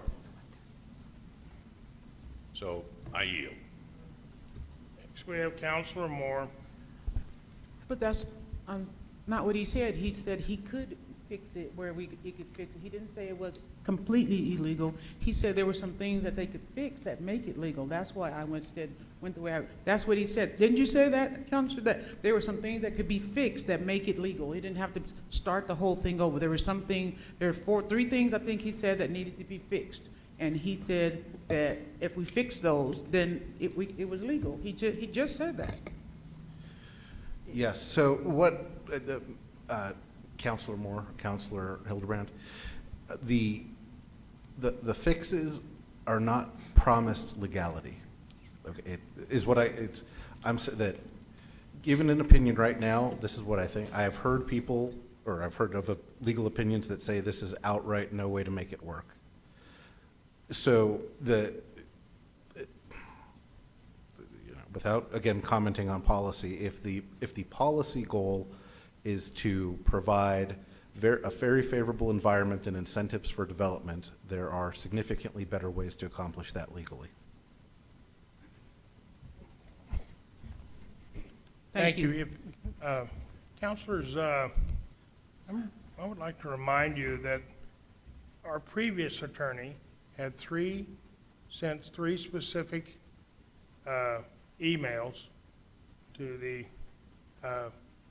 governing body or to the mayor and the city manager, as I recall, and if there were others in there, I don't know exactly who. Three specific emails that this is a questionable area legally for us to proceed down this path because of our type of governance that we have, that we are authorized to give and do as our form of government as Roswell has been developed. And I think Mr. Eintum has told us on several occasions that we still have those legal paths to go down. And I would just remind you, I think sometimes when we talk about assent and we try whether or not we could get by with, on assent, doing, having everything vertical be not paid prevailing wage. By the time you bid it a couple times and say it a couple times, then there's no way to sit there and hide and say it's not going to be prevailing wage. And so sometimes when we talk about it a lot, sometimes it's in my opinion, it's good to go back and start all over and maybe rename something and see what you can come up and what you can do within the law rather than something that could be very questionable outside the law. I would just like to say that in our own ordinances, for us to accept a subdivision, the developer has to build the subdivision to our specifications and provide all the materials in that subdivision according to our specifications. And at the time we accept that, he has to give all that property to the city of Roswell.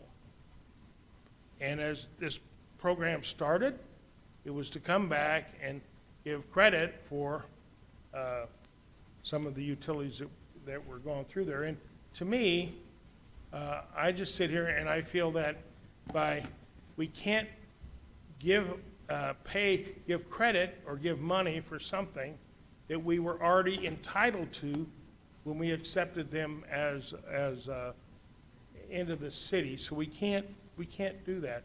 I think if we could go back and come up with another program under a clean name, then I think whatever we do would have greater opportunities to pass, and it also have greater opportunities to be declared legal if it went all the way through the court system. And to me, I think that is the best way we can perform is to just, if you want to refer this to a committee, and back in the committee, and it can sit there for the rest of its natural life or whatever, but we can come up with another plan and another program and sit down and see what we can do and what we can't do under the law, where Mr. Eintema is comfortable and we're comfortable with whether or not it's legal or not. I think that's the most important thing that we have to do, is to obey the laws of the state like they exist. And, this is just kind of a questionable area, and I think it would be much better to go back and either refer this bill to committee or kill it, whatever you want to do, what you all want to do, to do that, and then come back and start with a new plan and start all over. To me, that makes the most sense, because I think that's the best way for us to go. Next, we have Council Lady Halverson. So, in all the workshops we're learning and everything, I don't think we should send this back to committee, because from what I've learned in the workshop and everything, the MERP isn't going to pass no matter what we do. I think there's other options out there like the PID that we've learned, and I don't want to make Mr. Mitchell and other developers sit and wait till this goes back and forth, the committee back and forth, and it's just wasting your time, and you've got money sitting out there. So I think it should just die here, the MERP, and then we go create, like you said, another program like the PID or something that would be more advantageous for you to use, that's legal. I yield. Councilman Represa. Thank you, Mr. Mayor. First of all, I want to apologize to Mr., I'm going to try and say it, Yentema, for putting him on the spot. I shouldn't have asked him for, but anyway, I do agree with a lot of the comments that have been made already. And my hope is that we don't kill it and then walk away from it. My concern is moving forward and approving something that at least in the information that we have gotten from our council, that he, in his opinion, it is illegal. And so I don't want to put this council in a compromising position, but I don't object for it to go back to legal or any other committee for that matter, and start looking at other possibilities that we can come up with. So, whatever we do, instead of killing it here tonight, I hope that we do send it back to legal committee and see if there's some, at least give it a shot to try and see if there's any possible ways that we can make it work. Thank you, Mr. Mayor.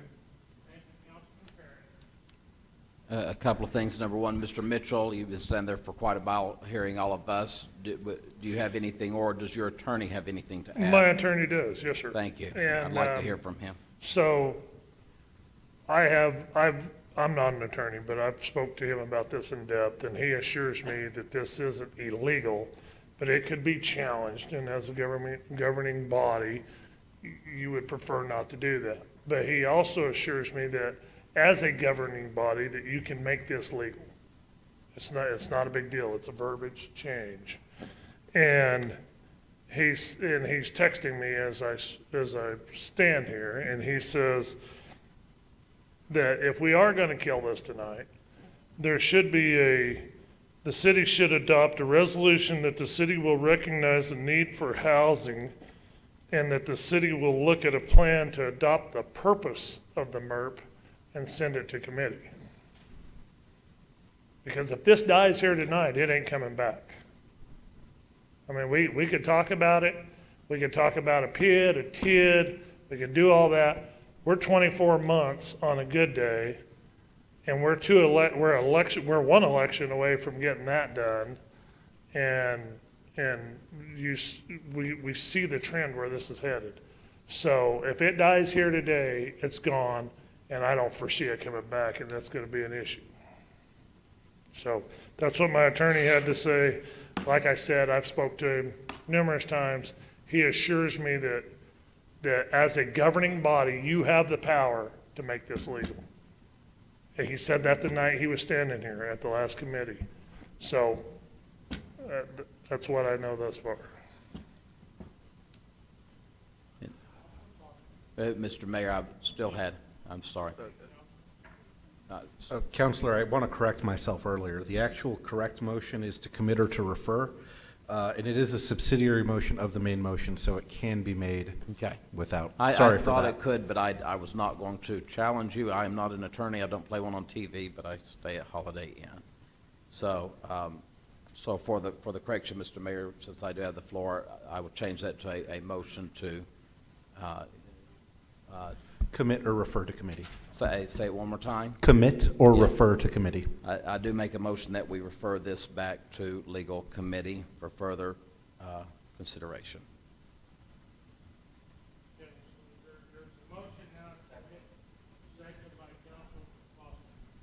So, Mr. Mayor, I would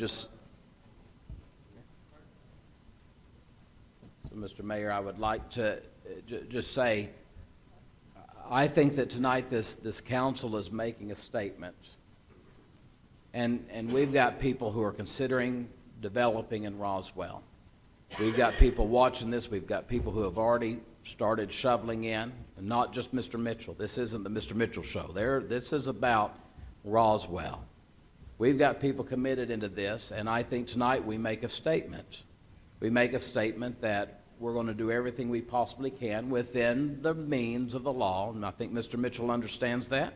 I think that all developers understand that we're going to do everything under the means that the law allows us to try to make this work. I've always said that I wanted to see Roswell get to the place that when people come, whether it is to Mr. Maver's office to say, I want to open a business, here's what I want to do, whether it be going to licensing and to see what do I need to be able to get this, that we say, let's see what we can do to let's help you make this work. And if we get to a resolve where we can do nothing, in the end, the customer knows that the city of Roswell did everything they potentially could to try to make something work. I think we make a statement tonight. And that statement to just, if you want to call it kill, what's here, when I still hear there are potentials of possibly making, I'm not talking about just small verbiage changes. I don't think Mr. Eintema implied that at all. I think that there's some major things that would need to be changed, and I think there are attorneys that are in agreement with Mr. Eintema on that. But I think we make a statement tonight, and that's why I say if it's referred back to committee, and it gets back into committee, and the committee determines that there's absolutely no way to make this particular document work in any shape or fashion, that's one thing as they work towards another one. But I want to show that we're going to do everything in our power to try to bring housing in Roswell, New Mexico. I yield at this time with that. Yes, sir. Oh, sorry to interrupt, Mr. Mayor. Counselor, I didn't put in my own notes. Did you say which committee to which you were referring? Legal. Thank you.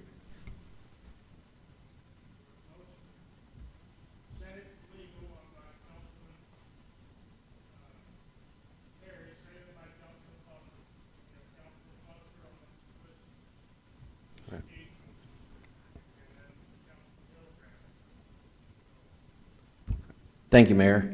And that's what I've heard tonight too. That we've, that the act of killing this, which I don't like that term, and it sounds to me like a lot of it's, okay, well, it's getting rid of the old and we're going to start something new. Well, this can be revitalized, and if you don't like the name, I don't really care who gets credit. And the idea of a PID or a TID, that helps Mr. Mitchell a lot. And Mr. Mitchell's been taking a lot of hit for the MERP, where the PID and the TID will help him greatly. But our smaller developers who are out there, in fact, the ones who have actually applied for this MERP, because Mr. Mitchell hasn't yet even, they're the ones that are going to get hurt right now. And if we can come back with a PID or a TID for Mr. Mitchell and for some of the bigger developments, that's great. But we still got to have something for the smaller developers and the infill that we need in this town. And so sending this back to a committee to where we can rewrite it, change the name, I don't care, but use what we do have and move to something that's moving forward. And just trying to say that, oh, we should just put it forward so we could either kill it, doesn't look like we're trying to move forward. It looks like we're trying to stop development and stop Roswell moving forward. So I think the most appropriate would be to send it back to legal, or to send it back to infrastructure too. I think more committees could talk about this than just one. But I do think that sending it to a committee is more positive than just saying, oh, we're going to start totally over and see us back here 12 months with the same argument, fighting over something and not getting anything done. I yield. Thank you, Mr. Mayor. Councilor Perry, I thought you had already made a motion and then you made another motion. Which motion are you talking about? Because I think you had two motions on the table. If you remember, our attorney corrected himself when he said that the original motion that he said that I should have made, he corrected and said it should have been another, and that it was, the first one was given incorrectly. So the first motion is not on the table? Correct. Okay, thank you. Sorry about that, Council. Okay, thank you. Okay, so we have a motion on the floor by Councilman Perry and a second by Councilman Foster to re-refer this bill to the legal committee. Is there any further discussion? Seeing none, the clerk will call the roll. Councilor Perry, can you restate your motion for the record? Motion for the record is to send Resolution 2276 in its current form back to the legal committee for reconsideration. Thank you. Councilor Heldenbrand? I pass at this time. Councilor Oropesa? Yes. Councilor Foster? Yes. Councilor Corn? Yes. Councilor Moore? Yes. Councilor Perry? Yes. Councilor Halverson? Yes. Councilor Arnold? Yes. Councilor Sanchez? Yes. Councilor Best? Yes. Councilor Heldenbrand? Yes. Motion passes 10-0. Thank you very much. Okay, next we have item resolution 20. Mr. Mayor, No, excuse me. Oh, excuse me. I do appreciate all y'all's time. I know this has taken up a bunch of y'all's time and the effort you guys are putting into it, and we appreciate it. Thank you. Yes, sir. I just want to let you know that Ms. Mavers is on vacation next week. I'm not going to wait for more. Councilor Heldenbrand? We may have another. Your mic, please. I'm sorry, we may have a special legal committee to get this thing moving so it doesn't sit around and wait for the normal legal committee. I will promise you that we will move this ahead. As soon as Mr. Mavers gets back from vacation, then we'll have a legal committee, and I'll give him a few days after he gets back from vacation to be prepared, but we're gonna move this thing down the road and get this thing taken care of, just so Okay. you know that. I'll be there, and our legal counsel's available at any time. Thank you. Thank you. Reads the law. Okay, next we have Resolution 22-78, adoption of the Spring River Zoo fee structure. Councilman Orpressa. Mr. Mayor, Oh, I'm sorry, we missed 12. Oh, item, Resolution 22-74, adoption of 22-74 and into professional services agreement between the city of Roswell and Main Street. Okay, so we have Councilman Hildebrand. This just came out of legal. Yeah, thank you, Mr. Mayor. I move that we consider adoption of Resolution 22-74 to enter into a professional service agreement for fiscal year 23 by and between the City of Roswell and Main Street Roswell to collaborate in a community economic development and downtown vitalization program. Okay, we have a motion for item 22-74. Do we have a second? Second. We have a motion by Councilman Henneman, second by Councilman Halverson. Any corn? Yes. All right. All right.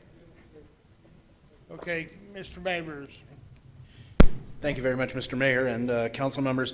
What you have before you here tonight is a housekeeping item. This actual resolution itself was left off of the agenda packet last month. So even though you've already voted for the resolution, you voted for the PSA and everything else, technically because it was not attached, it was not presented to the mayor for signature. Our city clerk discovered it a day or two after we had passed. So you've technically already voted on this, and you voted on the PSA itself. The PSA has been signed by the deputy city manager and all the other interested parties, including those at Main Street Roswell.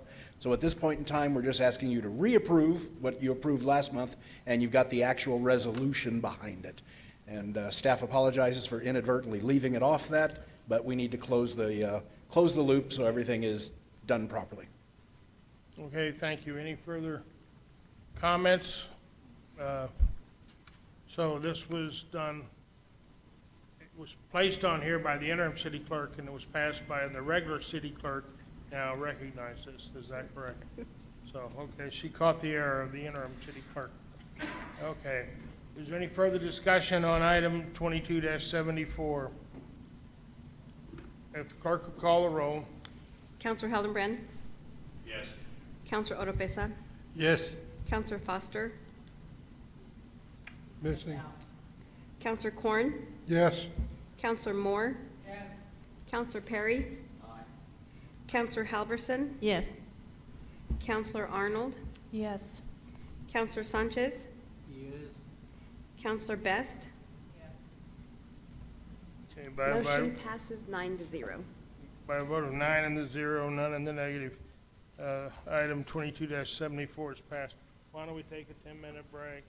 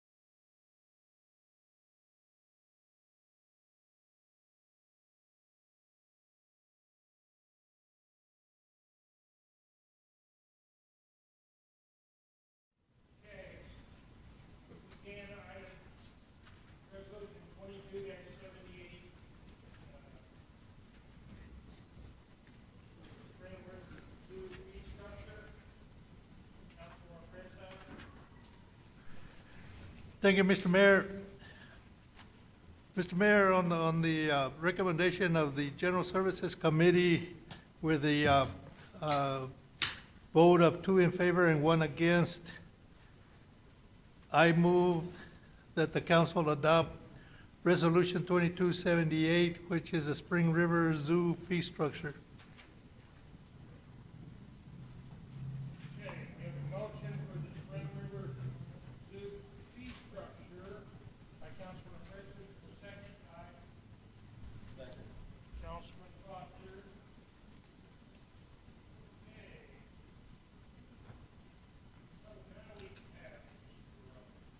Thank you, Mr. Mayor and council members. I come to you tonight for your consideration, Resolution 2278, Spring River Zoo feed structure. In December of 2019, the council had approved a fee structure for the zoo that was enacted on March 1st of 2020. A year and a half later, it was directed to me that I review those fees, see where there's opportunities to gain revenue or to find value added for our community as well as the people visiting the zoo.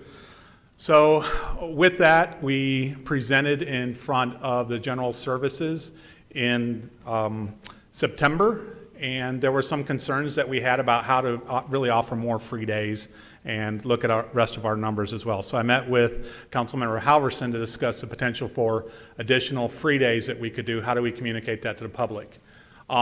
Pretty much we are one of the most generous free day offerings for a charging zoo in the country. We were looking at, currently we have them on Saturdays. Could it be a rotational base? How do we distribute that? We do realize that there are people in our communities that may have to work weekends, myself being one of them, and we wanted to build in that flexibility. But as we looked about it, it was just a little bit more challenging, and then how do we communicate? So next slide. Or do I control it now? Okay. So because it was my directive to kind of see where we were at with the market, I talked to and looked at 90-some zoos. Of similar market, similar size. Of those 90, 10% were free, 10 were free, equaling 11%. Of the 400 and some zoos out there that I looked at, there were only 24 that were free, or approximately 6% of the institutions out there. The ones in red are actually the free zoos and whatnot. So I also looked at where we stood in comparison to our local zoos in New Mexico and just tried to sit there and figure out where we were at, the offerings that they have, and that's presented on this slide. Then I also looked at how we compared with some zoos around the country. And really what was going through is what is the entertainment dollar that people are willing to spend? If there's people are trying to budget in today's economy, we want to make sure that they're spending appropriately. So we looked at movies as an equivalent dollar being spent for entertainment. And so I worked the numbers and I basically said in my community, if I'm paying $15, I can expect to pay $12 for the zoo. So once again, as our community pays about $7 to $8 for a movie, and if I kind of ran all those numbers and looked at it, similar sized communities in a similar deal pay $4.91 to go to their zoo in comparison to similar markets for the movie. So we're spot on with our $5 for our local residents. I also looked at towns and counties and metropolitan areas of similar size and found out that we're actually undercharging in comparison to their offerings. And there's a whole bunch of other factors that go into it. But we pay roughly 71% of our entertainment dollar to go to the zoo. For your consideration, the day regular admissions, I really am offering no changes in the current fee structure. However, one of the things as we reviewed, we realized that non-citizens who fall in the category of seniors, military, and students were actually paying what our residents were. So my only change there is to really sit there and say what is a resident and offer a discount for those categories, but it's based on a non-residential starting fee. So that's the real change there. The zoo currently offers 13 free days for our residents, the first Saturday of the month, and then there's also our birthday in July that we celebrate. And we also offer 65 free days for our senior citizens. Once again, that basically allows a lot of potential for people to visit the zoo at a no-fee option. So we're also looking at memberships. This is actually where I looked at the market and found out that maybe our memberships are a little bit too high and we can increase that revenue if we offer a little bit more to the value of the membership. Currently we offer unlimited admission to the zoo, admission to certain Friends events like Seal It with the Fish, the Night of the Living Zoo, discounted admissions at special events for the Friends is like our Brew at the Zoo. We also did a membership brunch for those members. Ribbon cutting ceremonies, so the butterfly garden opening that we had in the spring, that was free for them to come, special invitation only. And then we're actually looking at growing a reciprocity, which means there's discounts and people can get discounts at the restaurant, gift shop, or free admission into our zoo, but our members would also get free admission or equal understanding of what they get. So we're hoping that as we grow that reciprocity, more and more people will join the membership. But we wanted to make sure that, once again, it fell in line with kind of what people expect to pay and what would make it valuable for them to become a member. Potential loss in revenue, I say, is relatively unknown, as our institution is heavily dependent on a tourist dollar and weather. We feel that the current rates and free days should remain the same. We do not predict a loss in income based on our current trends. We're actually seeing trends of about 15 to 20% up in attendance at this moment in time. If council would like to offer more free days for our residents, we can potentially look at our slower months or certain days of the week during our slower times during our winter that we could potentially do that. The approximate loss of that would be about $2,700. My recommendation is we don't really offer more free days than we currently have, because we are very giving in our current offerings for free days. But we have also seen an increase in visitation with our current rates as well. So we're trending very well on that. That also being said, is we offer rides and attractions. We don't really want to have a change in that one. We feel a dollar value at this point is appropriate for the rides. One of the things we were looking at with our rentals, we see a potential for growing there and whatnot. We did find out that we didn't have the flexibility. Everything was a flat fee, and on some of these cases, we were charging admission, but the group was getting in for free, because once they come in for the birthday party, they're not renting a room, they're not paying to see the zoo, but they would just go and see the zoo. So it was actually cheaper for them to rent the room for their large party and go see the zoo than it was to pay admission. So we kind of wanted to change that to make sure that certain groups at a certain price pay for that. We also realized that we weren't able to cater or mend kind of what maybe the customer was looking for. Large parties, small parties, do you want decorations? Do you want this attraction with animals? The whole bit. We're actually trying to get a little bit more to where we meet what the customer wants, develop a package for that individual, and then go ahead and create that package and give them a price based on the starting fee that we have listed here in Exhibit C. And the more staff we would need, because there's more people, that all gets figured in. If they need things like extra porta potties and things like that, we would take care of that, but also charge them with a 25% up fee in that as well. So that's what Exhibit C says and shows. It just gives us that starting base, and then we can cater to what the individual party would want to do when they rent out the facility. We are also looking at our party rooms and packages. It's pretty much the same thing, just different starting bases on that one. Another thing that we looked at too is we don't currently rent out the whole zoo, and I've had several inquiries from businesses about how do we rent out the whole zoo. So we created this avenue as well. It's the same package type of deal, but we looked at it. How do we do that? How much staff is needed? All the other extras that we do, and so that's the fee structure that we came up with in that. Community comparables, we looked at several other similar rental spaces and saw what they would charge, and we're pretty much in line with what they're charging in those regards as well. And Exhibit D deals more with our educational programming. We want to make sure that we're available for schools. Our camps are a little bit better priced out, and so we took a lot of that into consideration as we put this together. Private tours, even though we've done that before, we've never really had a charge fee base based on the 2019 approval of fees. So we wanted to make sure that we laid that in there. We can also do things in non-traditional operating hours, and we want to charge more for that because staff may have to stay after hours to perform those tours and whatnot. Animal encounters on and off sites. They weren't listed before, so we looked at basically what it takes to drive and the time to drive and all the fees for the staff that would have to present those, and we came up with those as well.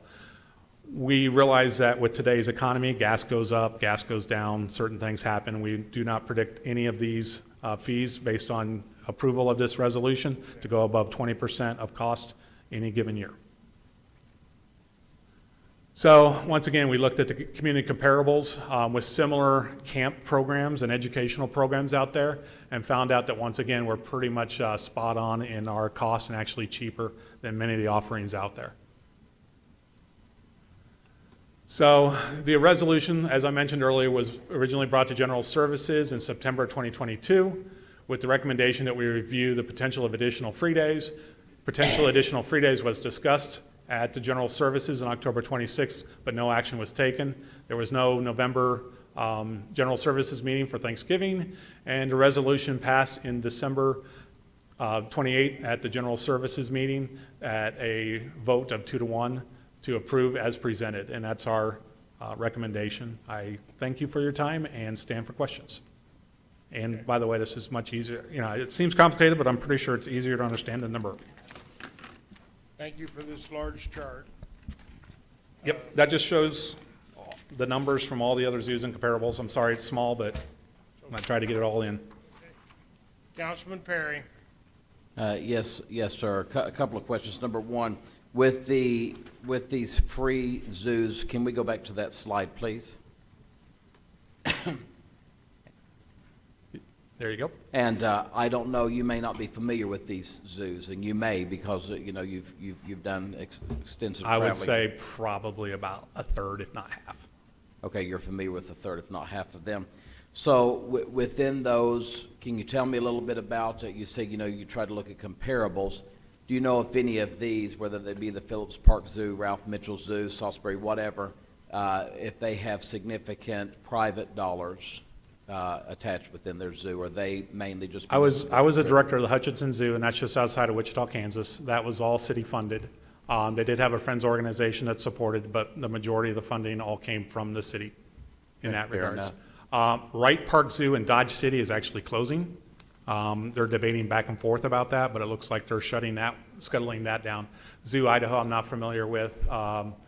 Let's see, Salisbury Zoo, that's in Maryland on the eastern coast. That's also heavily funded by the city as well. I would probably put that in a very similar situation that we're at, where it's kept well, but it does need some more work and some growth. But I believe they also have a bigger community support with their friends organization, because there's a little bit more businesses that are supporting the zoo in that part of the state. Ralph Mitchell is in Independence, Kansas. It's also a zoo that needs a little bit of work on it, and it's relatively small in comparison as far as acreage goes. David Traylor Zoo, I'm trying to remember, that is in, no, that's Emporia, Kansas. That's where that one is at, and that's heavily funded, but they also have a very supportive friends group in that one.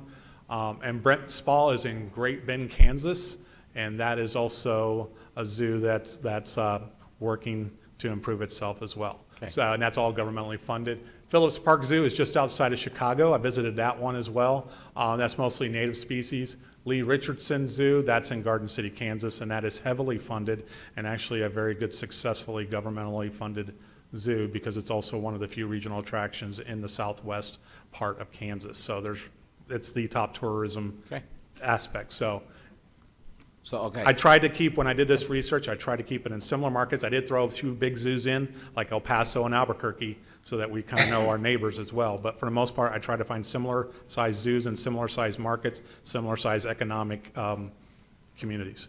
Okay, my other question is, I would like to know, as far as head count, if that's even potentially possible to know, with our 13 total resident free days and with the 65 total resident senior free days, what would be the population that goes through that gate on a paid day versus a free day for each of those categories? Is that even a fair question to ask you?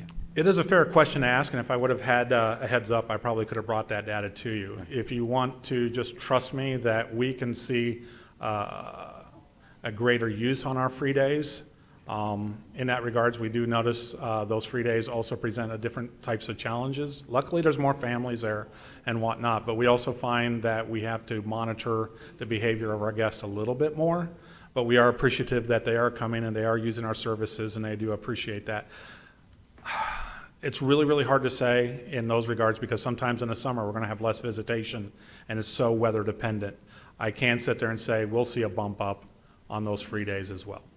but I can't give you an exact number of 10%, 20% more. And my last question, I guess, would be, and I don't mean to, I don't ever like to pose questions directly to my colleagues, but is it possible for someone from the committee to, or staff, to help me better understand how we came to the numbers of 75 and 127? Whoever would like to answer that. Could you read? How did we come to the numbers from going from total resident-free days from 13 to 75 and from seniors from 65 to 127? Where did those numbers, and if I missed that in your presentation, I apologize. Trying to find out how we got to those numbers. Oh, to the original free days that we offer? No, to what is the warranting of 13 to 75? Where did the number 75 and the number 127 come from? Well, I have 65 free days for senior citizens, and that's every Friday of the week plus the 13 free days. But am I to understand, if I read this correctly, and I may be reading it incorrectly, am I being requested as part of this to go from 65 free senior days to now going up to 127 free days? That's the way I read this in my red letter, but am I incorrect? It was left up for potential discussion. If the committee wanted to have more free days, we presented that as our recommendation to offer basically the January and February, or sorry, December and January months, which would include the extra 62 days for those two particular months. And so if we want to offer the community more free access to the zoo. And so were the numbers of 75 and 127, are they part of what came out of general services as the motion, as recommendation, or is that just there for potential? Yeah, I think I'd see where you're coming up with the 75, because I'm looking at the slide and not this. Is those 13 free days plus the December and January would equal to 75 for average citizen. So you would have 75 potential days be in those 2 months, plus the other 13 days offered, and then for the senior citizens, it would be the 65 plus 62 days. And those came out of committee as recommendation as part of this package? Good question, because I wasn't there. I was on vacation when this was discussed. And I apologize, Councilor Pace, I don't mean to directly ask a question to a colleague. It's absolute. Mr. Mayor, may I? Yeah. Yes, Councilman Orpesa. Yeah, that's what the motion came out of the, out of the general services, that it would include the 75, at least the way I understood it. It would include the 75 and the 127. Okay. This was a discussion to help offer more days during the week if the committee and the council so choose to have that as the option. Okay, I yield for now. Thank you. Councilman Orpesa, you have the floor. Thank you, Mr. Mayor. You know, I am not a proponent of the fees. I'll be flat out honest about it. I believe that the zoo is a quality of life issue that should be enjoyed by specifically the residents of Chavez County, and not make it a tourist type of zoo. I don't believe that the zoo, the way it is right now, it's fenced off. And no disrespect to you, Mr. Wright, but my personal opinion is that we are shortchanging individuals that are not able to buy admission to the zoo. I understand the free days, but the free days are free based on the opinion of you and staff, and perhaps city staff in general, determining when they can come in and when they can't, as opposed to having an open zoo and having individuals being able to come in and enjoy the zoo the way they used to. you know, I have a big concern when the zoo and the park are open at 10 o'clock and close at 4. When they used to open real early, 8 o'clock in the morning, if I'm not mistaken, and closed at sundown, which could be 5 o'clock, could be 6, 7, whatever time it may be. I don't believe that that this is useful for a big portion of the community in Roswell. I think they should be open. And I have no problems with the renting of facilities such as the ballroom or whatever you want to call them, those type of things. I have no problems with it. And let me back up a little bit. Maybe I do have a problem with it, not that I don't. And the reason that I do have sort of a problem is because then you become a competitor with the business community. And you listed 7 or 8 other ones that you compared to, which are private businesses that are trying to make a living off of their business. And you know, I think I expressed before, I also have a problem with the other fees that are being charged, like at the adult center, the convention center, because then you become competitors with a private business. And I don't think that we as a city should be set up to be a business, because we're not. We have a lot of business duties, I guess you want to call them, that are comparable to a private business. But we're not a private business. We're in the business of providing quality of life issues to the community. And the other issue that I have is, it seems like we don't have a problem waiving fees that the city will not recover. And the one that I'm going to is at the landfill. When we waive tipping fees to the sum of $2 million, or a little bit over $2 million, I think it was the last information that we received. But yet we have a hard time providing a free service that is a quality of life service for our kids, specifically for our kids, then I do have a problem. I have a big problem with that. And so, you know, for that reason, and the other big concern that I have is when you, not you specifically, but when the zoo got fenced in, it included the carousel, it included the train, it included the concession stand, it included a swing set, that in order for the public and the kids to enjoy those items, they have to pay to enter the zoo, and then they have to pay to ride the carousel, go to the pond, and those kind of things. And I think when you do that, you're excluding a lot of individuals, especially the kids that don't have the money to be able to enjoy those things.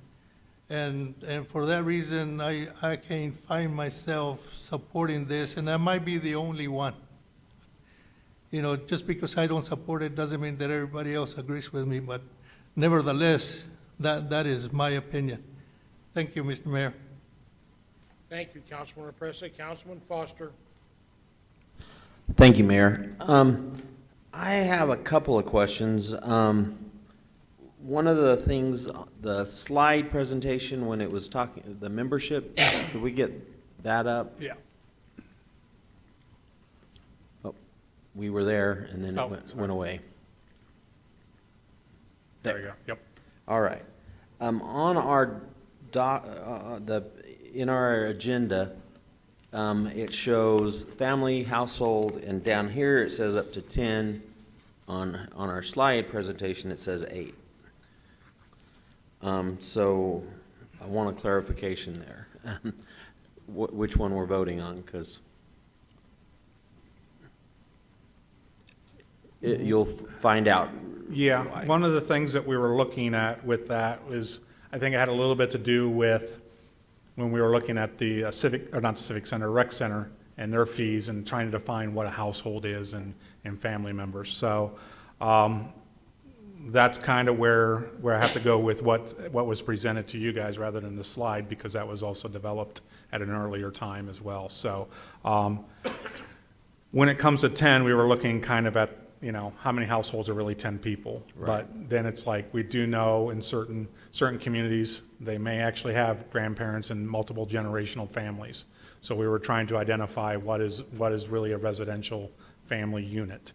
Okay. And so that was the arbitrary number that we pulled out, because that's also a group rate number. And at some point, it becomes cheaper just to get the group rate with that. But the family membership would allow us to sit there and identify everyone in that household. So. All right, and because before, when it was set up, it didn't specify as a household, it was like 10 people. Correct. 10 people in the family. Right, and that, you know, I could say I'm looking at somebody that takes advantage of the family, be it from one householder to the next, and so that's why we're trying to figure out what is a domestic household. There could be options in the future to talk about added-on passes, so for grandkids and things like that, we could look at that potential as well, but it's going to be based on something similar with the individuals and whatnot. Because at some point, when you get to 10 or more people, it also just might be easier to get the single memberships and things like that added on. Right. Okay, and the reason I'm looking at the membership, and when the other packet I looked at, it said the free December, January, and it shows as optional here. And that's why Councilor Perry's question, whether it's 13 or 75 free days, what are we looking at? Right. And we've had this discussion before. If we give out those 62 days, it's almost a 17% reduction, or we're taking the value away from the membership. Correct, and that's why I put it as optional for the committee to make their recommendation to Okay. the full council. And so that's my question, and that's what was Perry's question, I think, was it's optional, and if it's a recommendation that we have it, then I'm saying we're diluting the value of the membership by 2 months out of 12. That they're not getting their value of their membership because they'd get it free anyway. But we have brought down the value, you know, except for the dual. It seems like the rest of them have gone down that 16%, so, or 17%. It's just questionable about, to me, it's encouraging them to come out when the weather's the coldest, so I'm not really sure if it's that much of a value and it's worth having it in there. But it's not something I'm gonna fight right now. But I do want to say that our current membership hasn't been advertised enough. And somehow we've got to get that out there, because when I would go around and tell people, they were all upset that we were having to pay fees at the zoo. And I said, but at the time, $100, and you have 10 of your family can get it for free for the whole year. And somehow we've got to get that out there to let people understand that now we're reducing it to $80, and that value is great. our problem is, if something's free, is it really worth going to see? And that's what was finally, I was convinced, because I fought for years that a free zoo is important, a free museum is important, but truthfully, it's providing us money to put back into the zoo. And the numbers show that a large portion of non-residents are paying these fees and coming in and taking the burden off the residents for paying for our zoo and providing for the animals in the zoo. So that's why a fee structure is good. You've shown us nationwide why a fee structure is good. And so with a clarification that it's up to 10 for family, I see this as a great, you've done a great job of showing us that the fee structure is good, and that paying for a zoo is good too. So I would highly recommend that we vote in favor of this. I yield.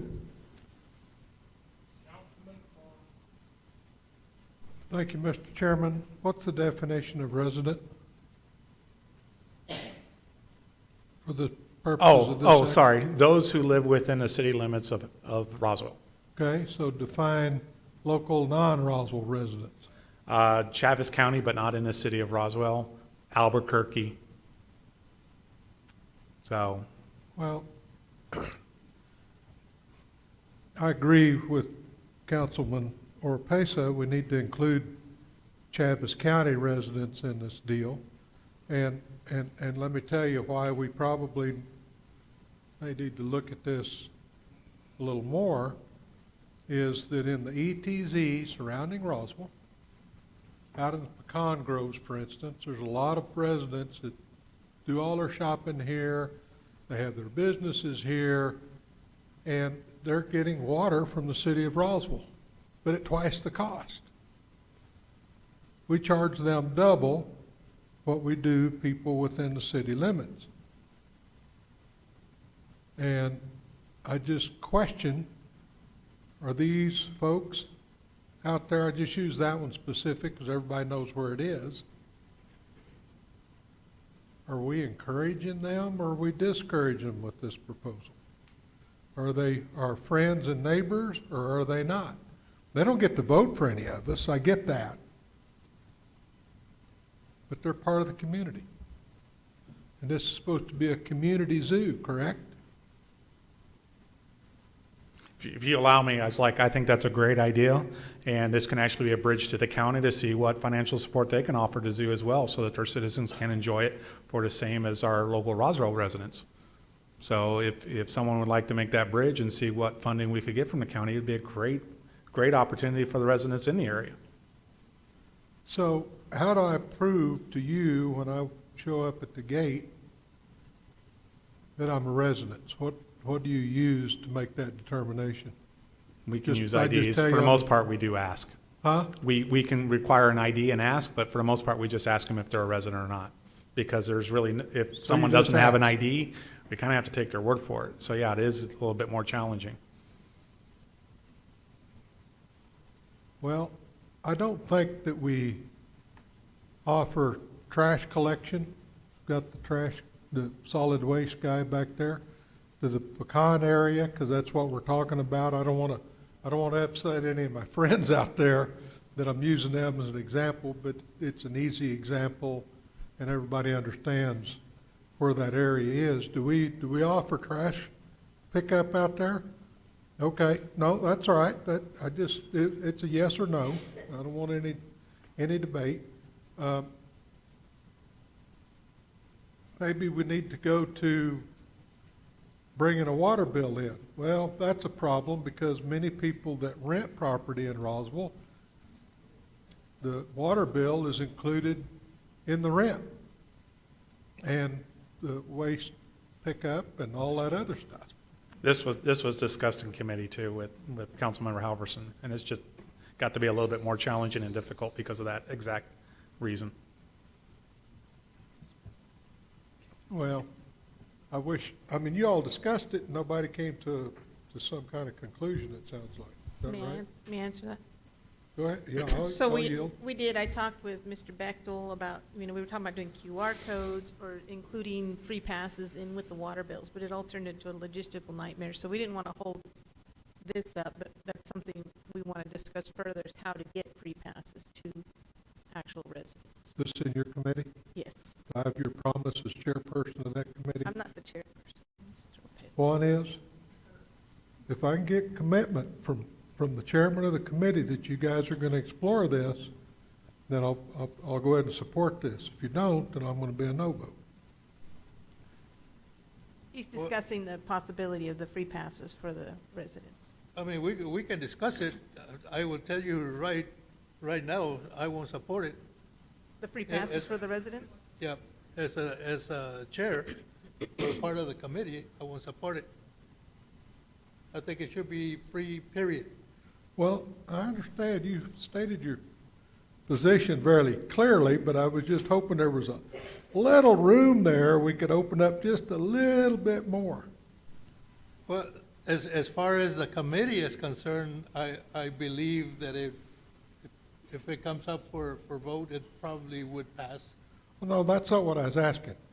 All I'm asking is for you all to promise me that you'll look at that.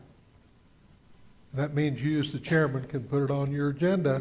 You can vote against it if you want to, Mr. Chairman. I do that occasionally in finance.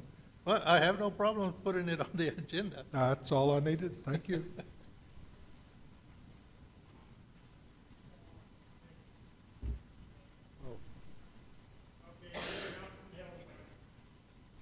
Thank you, Mr. Mayor. I know this is a question that you're probably not prepared to answer, but I'm going to ask the finance department. And boy, she is prepared. I see a book over there. Yeah, we've got everything posted up, what, through November? Or do we have everything posted through December? We've got through December, but I don't have that. I've got budget. So my question is, what is our revenue stream? And what is the cost of collection? What are we netting out of all of our revenues that we're bringing in the door? Do you have that available? Are you asking if we put in $100,000, what's the percentage that we're getting back? Yeah, I'm wanting to know. I'm working on the annual report presently, and our numbers are for every $100 you give me, 87% at this point, I got to check my numbers, is support from the government. We're generating 12%. A couple of years ago, it was 98 and 2. Last year, it was 89 and 11. So we're inching going forward that we're actually recuperating more money with that. I think we're $50,000 ahead in this calendar year than we were the previous year. So what you're saying is that you get to keep, after cost of collection, you're keeping about 87%? No, we're keeping the 12%. Or the Confused. 13%, yeah. Janie, can you shed some light on that? I don't know. Please. I don't know that I understand your question. They're one of the 70-30%. Right. And I agree with what John is saying, is they are collecting about 12% of the 70. Of the 70, yeah. But what is our cost to collect money? How many employees? How many employees do you have at the gate that we're paying, that just, we pay to collect money? Typically, it's one person at the gate who collects the money. There is a supervisor, and people change out for lunch breaks and things like that. But as far as the gate admission goes, right now, we have one person who collects that funds. And what's the hourly rate that you're paying that person? Just a rough idea. I just sit there and kind of go 15? 14, 15, just I just depending want on to the know what person our and the cost of position. But collection yeah. is and how Yep. effective we are. Yep. So, it's an unfair question because for you, but. It's okay. I'm trying to give you the best answers off the top of my head because I've been looking at numbers And this I past week. appreciate that. and Yeah. I appreciate that. So I'll call tomorrow. Thank you. Thank you. Councilman Halverson. First of all, thanks for putting this all together. I still have, I don't have a problem charging fees, but I think I've discussed this with you. I don't like the way the zoo's been fenced off, where people have to pay to get in the zoo to ride the carousel and everything. So when we do our free days, I'm guessing you already keep track of who rides the carousel and how many rides there are. I'd be interested to see a comparison of the free days, how many people actually pay to ride, because I think you'd make more money. We could do that and probably pull those numbers up, so I'll look into that for you on those specific free days.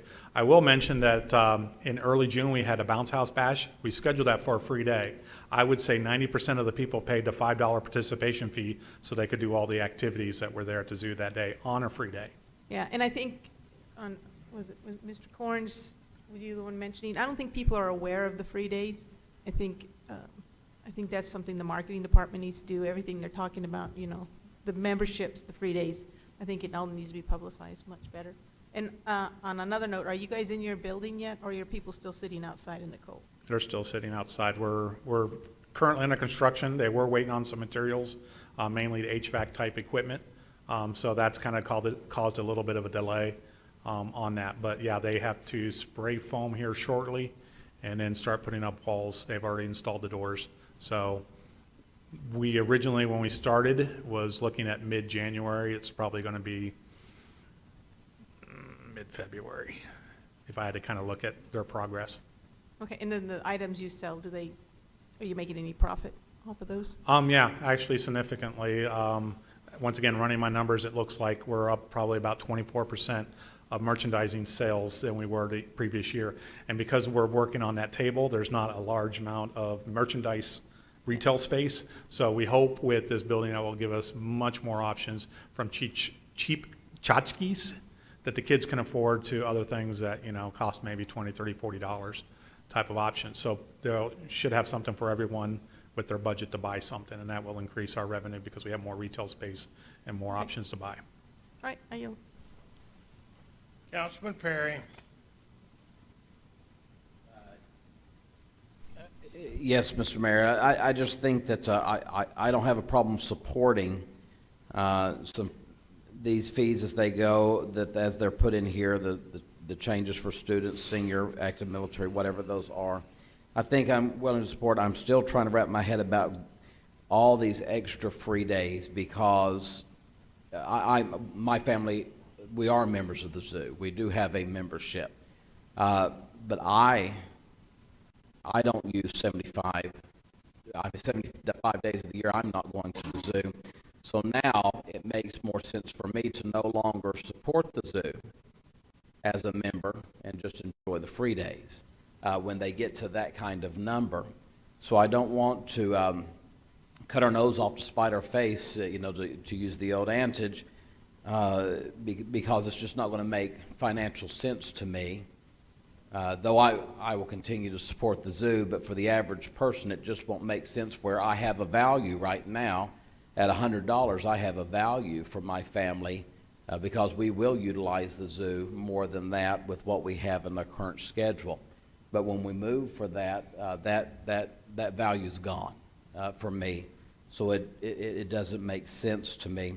So I don't know if there's any consideration, as I'm hearing some of the conversation, to consider the fee schedule as given here without the addition of the extra free days. But I'd like to hear from my colleagues what their thoughts are as well. I will reiterate that we use that as an optional, and what was presented was not with that option. But we wanted to leave it up there for discussion if the council chose to go with that option as well. Well, now I'm confused because so I need some clarification. Out of general services, are those extra days part of the motion, or are they still in an optional state?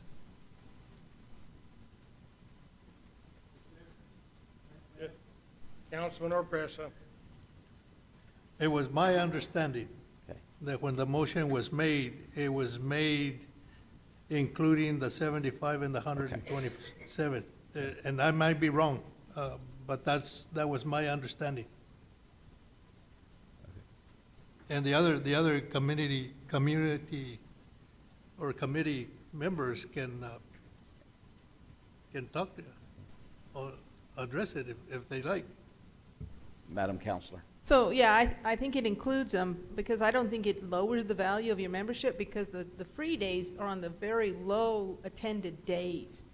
So they're not gonna be like on a Saturday and stuff like that. They're gonna be when it's really cold and when people don't go to the zoo. And to me, I think the more you get people to go to the zoo on a free day, then they're more likely to go back on a paid day to go see the animals again and stuff. And I apologize, like I said, as I was away, and I didn't necessarily know what the outcome, if the discussion was there. It was left as an optional.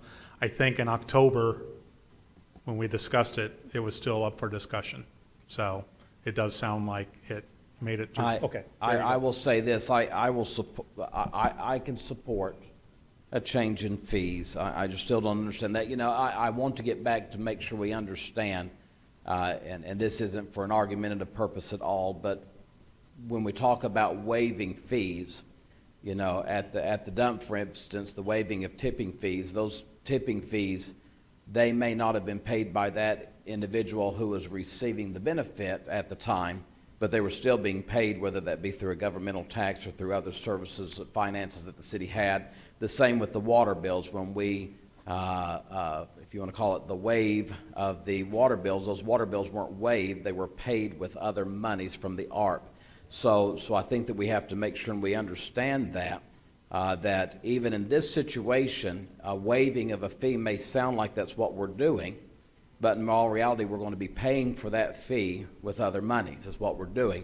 We'll be taking from, and granted, it's not much, and I think that Councilor Hildebrandt and I have had that conversation. It's not a ton of money, but that, whether that be $75,000 out of the road fund or $75,000 out of the fire fund or whoever that is, there's not a waiving. It's going to be paid for with other monies. And that's just something that's the fundamental thing that I think needs to be part of this discussion. Good evening. Mayor, City Council, if I may, I was the one who presented for John while he was on vacation at General Services on the number of days for, I'm going to go to that slide real quick. We currently had 13 and 65. It was discussed on adding more free days. I think with the committee members, there was a split conversation. One individual wants it free all the time. The other counselor feels that there should be some paid. So that's why it's kind of open for discussion with the full council. We're open to whatever decision that you guys would like to make, but would like to have one unified decision made, because it was divided at the committee. But I think for clarification, and I'm going to say this, and I'll just ask Councilor Orpace, and I think this will clarify it. When you made your motion, earlier, your motion included those days in there because you were probably looking at Exhibit A, and that's what you're presenting to us, correct? Yes. And is that a good? I didn't make the motion. The motion was made by Councilor Oh, I'm Hildebrand. sorry. I apologize. I'm sorry. Harvelson was the one that made the Okay. motion and second by Councilor I apologize. Sanchez. And again, my understanding was that when the motion was made, that it was going to include the 75 and the 127. Okay. So, you know, and I'm the one that voted against it. Okay. as So you well know. Councilor Halverson, your motion included, your understanding in your motion, that was an inclusion. Yes, with the potential of the offer of the 62 more days on that. With the potential or they added? Well, I would like the 62 more days. My motion did include the Okay, 62 that's days. the clarification I needed. Okay, thank you. Sorry. I will not.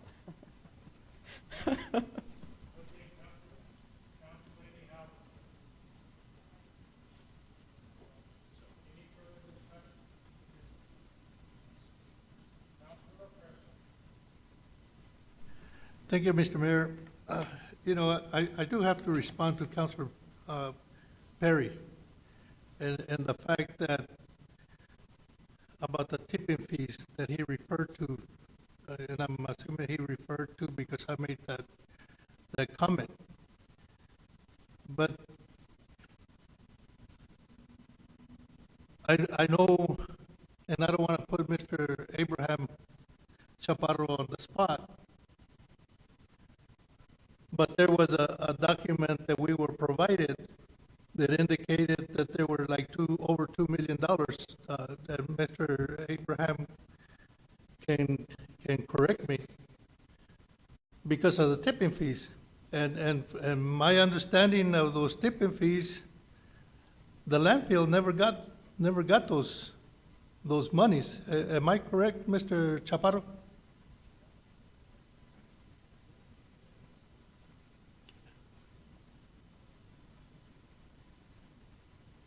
Mayor, Councilor, thank you for the opportunity to speak. Councilor Pesa, we've been back about 4 years. We've backtracked 4 years. There's nowhere in our documentation or financial documents that show the receiving of money to replenish the $2.1 million the sheet that I provided you. And Mayor, Council, if anyone would like to see that sheet, we have that documentation available for you whenever you're ready, as well as your mic. So if the city received that money, I guess my question would be, why didn't it go to Mr. Chaparro's fund, if indeed it was received and it wasn't waived? But my understanding is that the tipping fees have been waived, and they have been not been paid. And if they had been paid, I would assume they would have been going to the landfill. Am I wrong, Mr. Chaparro? Mayor, Council, you are correct. We would show some sort of revenue coming in with that line item of those tipping fees directly to that activity. Thank you. And I apologize for putting you on the spot. Thank you, Mr. Mayor. I would like a clarification at this point. If we vote this no, it goes back to the original fees. It is my understanding that things stay the way they currently are based on the December 2019 resolution. Okay. And in my little world, this is a business. We have to feed the animals, we have to get the correct fencing up, we have to take care of this facility. And apparently, since we're bankrupt, from what our finance chair says, we don't have money to do that, so the only way to do that is to charge at the gate. So I will vote this down along with you, Mr. Orpesa, so I can go back to the original prices, and which has less free days. Thank you.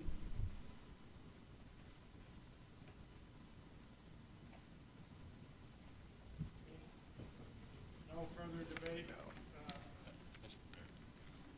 Councilman Hildebrand. I would like total clarification. Are we at it 75 days? Or are we at 127 days? I don't know. Because the motion that was made, I don't think it stated that. Well, I'm not going My to vote on original something that's motion in- potentially either going to be concrete or it's not. My original motion in committee was to do the 62 days, the 65 for seniors, and the 13 for residents. No, that was my original. Do we motion in have the committee. minutes from that meeting to see what the motion was? Or we make the motion here? Just tell me what the motion is. That's all I want. And not a potential motion, but what are we voting on? The motion was to accept this as is. To accept Yeah. the fee the structure. 75 days and the 127 days? That's the motion? I don't know where you're getting 75 and 120. Oh, on the page. Total revenue. That's- Page 129. I think that's what you were asking earlier, Councilor Perry. I was going off the slides, not that printed sheet, when I made my motion in committee. So this says on here, this is an optional thing to take it from 13 days to 75 days, optional 65 to 127. There is no option. It either it is or it isn't. And I that's what don't- I want to know, what the motion is. Is it 75? I did not Wasn't 3 see this days? in committee. Did you, Mr. Opesa? Did you see this sheet in committee? I saw this slide. I'm seeing the slide. Yeah. That's what my original motion was on, was based off this slide, not what is on that printed sheet. The slide's different than our Exhibit A. Yes. If you voted, if we chose to vote and add 62 more days, we could do it. If you hit the two asterisks things there, if we added that in here, but I think But my original motion in committee was off the slides that we were presented, not the printed sheet. It's confusing. So then, Mr. Mayor, then I would just say, let's talk with Mr. Eintema right now. We'll look at you, let's talk for a second. We're voting on resolution number, and I apologize, Mr. Mayor, I did not ask you to recognize me. May I be recognized? I Still have the apologize. floor. I'm sorry. I still have the floor, but I will recognize Thank you. and cede the floor I to want you. to be correct. I apologize. Resolution number 22-78 is before us. Counselor Halverson made a motion and a second was made I'm assuming, adopt Resolution 2278. Attached to Resolution 2278 is Exhibit A, Exhibit B, Exhibit C, and Exhibit D. Would it be your opinion then what we are voting on is not necessarily the information of the slides as much as we are voting on the resolution with the attached exhibits? Is that your understanding of how the motion went? Yeah, you're presently voting for the resolution as provided Presented. in the agenda, was my understanding. If the intention of Councilor Halverson was to have that that's exhibited up there, I would just amend the motion to approve that slide as what would be approved in the resolution. So it would be Section 1 instead fees shall be established as presented in slide, whatever number this is.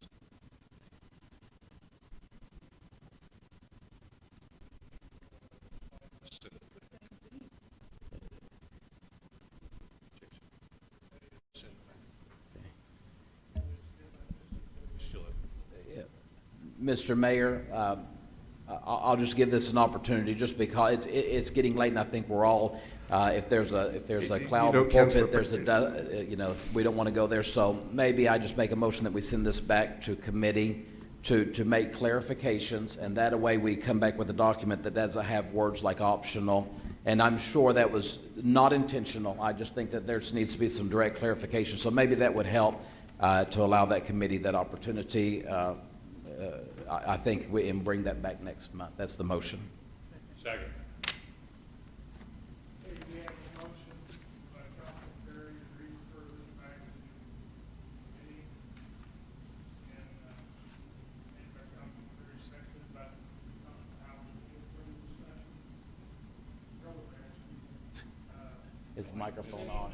Mr. Mayor, we had the first motion. Will this kill that? Yes, sir. motion? Yes, sir. Mm-hmm.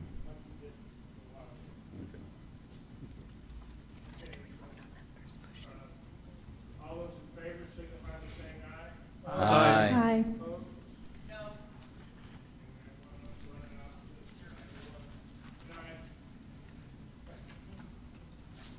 You know, it's just crazy, but all this time we've talked about this, it makes me wonder sometimes how things happen like. Can you turn your mic on, please? Sometimes it just makes me wonder how sometimes people who rent this whole facility, and what we're quibbling on it these days about a little bit, they can rent this whole facility and come in here and have a caterer come in here, and when they come in here and rent this facility, kind of like arguing over this sometimes, how it happens that they have to get water out of the bathrooms for their steam tables. And sometimes there just seems to be a need for a little level of common sense about what's going on when we're looking about all this stuff, because when we look at when we look at the fees that we get here are very small, and what is given away when we give away $2 million worth of dump fees and turn back around, and none of those fees, I guess, were ever charged against the landowner. I guess the money for tearing down all those buildings was just paid to contractors. Sometimes it just makes me wonder how we get hung up on little bitty things. I mean, I can't see anybody renting a convention center room that doesn't have running water for people, and they have to get out of the bathroom, and then come back over here, and we're quibbling over a lot of this stuff that is a very, very small amount of money, and yet PETA's gonna be on our tail forever just because of the new fence we put up and the dogs crawled under it. And I don't know where we get to on solving all this stuff. There's no easy way. I mean, we probably spent more money on the room to put the people in to collect the fees than we probably generated in the whole year's people at the zoo. To me, it just seems like there were so many things that had to be put in the room. First room blew away, and then we got another one, and then it's just, sometimes it just seems like we argue over things that should be a common sense decision somewhere, maybe by Mr. Matthews or who or something. I don't know. It just strikes me as being different, because we quibble and quibble over little things, and yet big things that just seem to get just more goofed up. I don't know. Maybe that doesn't even make sense to anybody but me, but I can't see how this can't come to some kind of fruition. And I tend to agree with Mr. Opresa. I'd just soon raise the fee somewhere else and let have all the zoos be free. I don't know about the recreation centers. They're a little bit different, but because of the staff involved, but we have staff involved here too. So, yeah, and our exhibits need to match exactly what is in our book. We need to be careful of that. So, we're just things we have to look at and go through. So, with all that, before we adjourn or anything, I think we probably ought to try a few more and see if we can get through this before 11. You've already passed the 9 o'clock deadline. So, okay. So now we can go to Resolution 23-01, pursuant to adopting the New Mexico Open Meetings Act. Councilman Hildebrand. Thank you, Mr. Mayor. I move that we adopt Resolution 23-01 pursuant to the New Mexico Open Meetings Act. We have a Second. motion. We have a motion by Councilman Hildebrand, a second by Councilman Perry. Perry. And any discussion? Should we name this the Rita Act? Oh, she's probably watching. I better be careful. Okay. Councilman Corn. Thank you, Mr. Mayor. It shows the Finance Committee meeting at 9. During some discussion, we talked about previous chairmen having meetings at different times. I believe it was stated that, gosh, his name's slipping my mind right now. Mr. Grant. Who? Mr. Grant. Yeah, Councilman Grant, when he was here, started at 8 o'clock. Councilman Perry used to start at 9 o'clock, and what this really needs to say is 2 o'clock.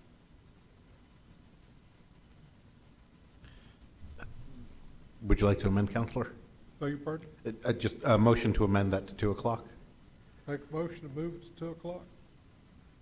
I have a motion to, is there any objection to the motion to move? I object. Councilman Gorn. I object to the motion due to the fact that we have council members that work and they knew they were going to become council members. Previous councils have worked around their schedules and their times with their businesses or their school activities, because we have a lot of teachers on here. Plus, our citizens have gotten used to coming or going to a go-to meeting so they can participate. Now you're canceling out all of the citizens of the city when you start moving your meetings around. 4 o'clock was adequate for our teachers to get from their school situations to City Hall. It was adequate enough that some of our citizens could leave work a little early because they would read the agenda and they would be able to be there. So we are doing a disservice to our councilmen that work and our citizens by moving these meetings around and not putting them on YouTube that we have been doing, which some of them are going on late and stuff, and I'm sure that IT is having a little bit of an issue, but we need to continue with what we are doing because from what I understand, What you see on your computer over here, I don't know if you have another one, you see the ones that are on GoTo, but the ones on YouTube, there's 33, 50 during our meetings and way more. They're watching the meeting, but they are not participating.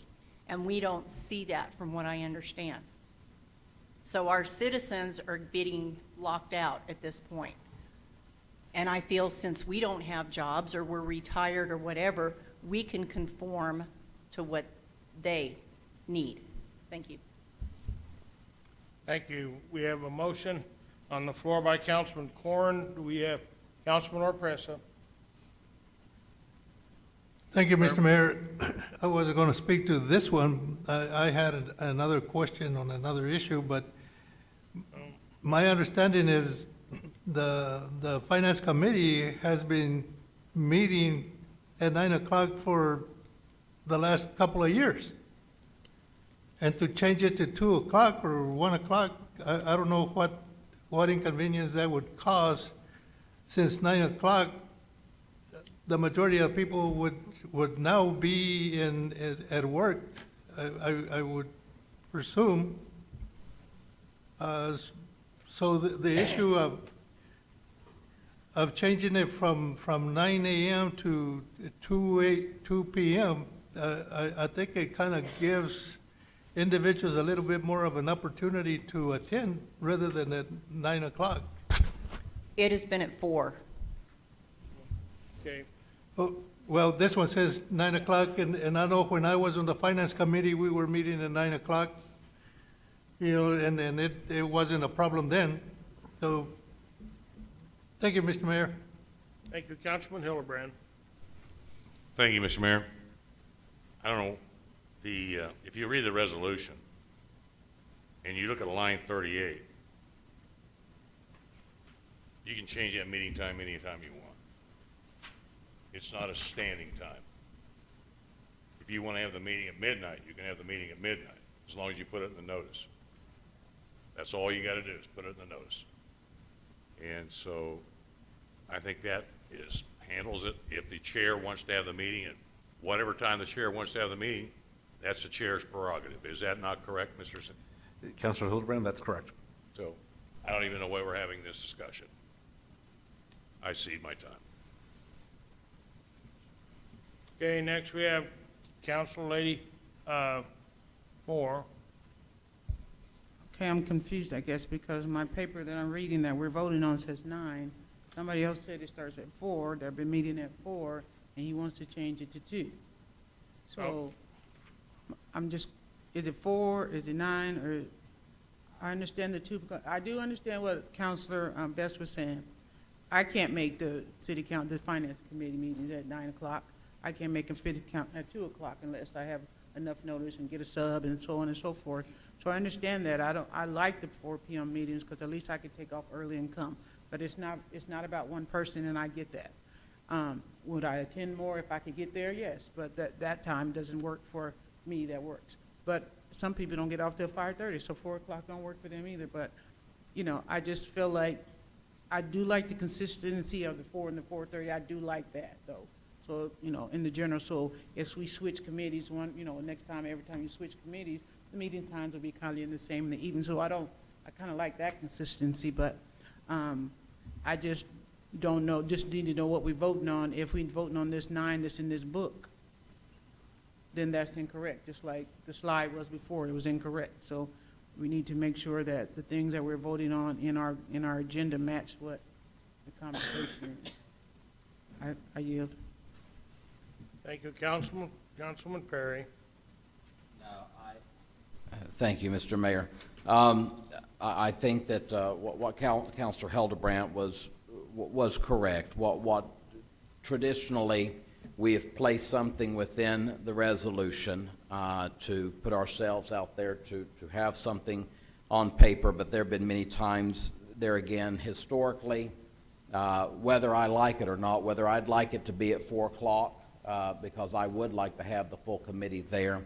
But I do have to recognize that throughout our history, at least since I've been with the council, historically, the chair has determined the time of a committee meeting for the majority of the time. So regardless of what time we put in here, if that changes to 2 o'clock or whatever, there's still that authority and still that ability to meet at 7 o'clock at night, or meet at 5 o'clock in the afternoon, or 4 o'clock.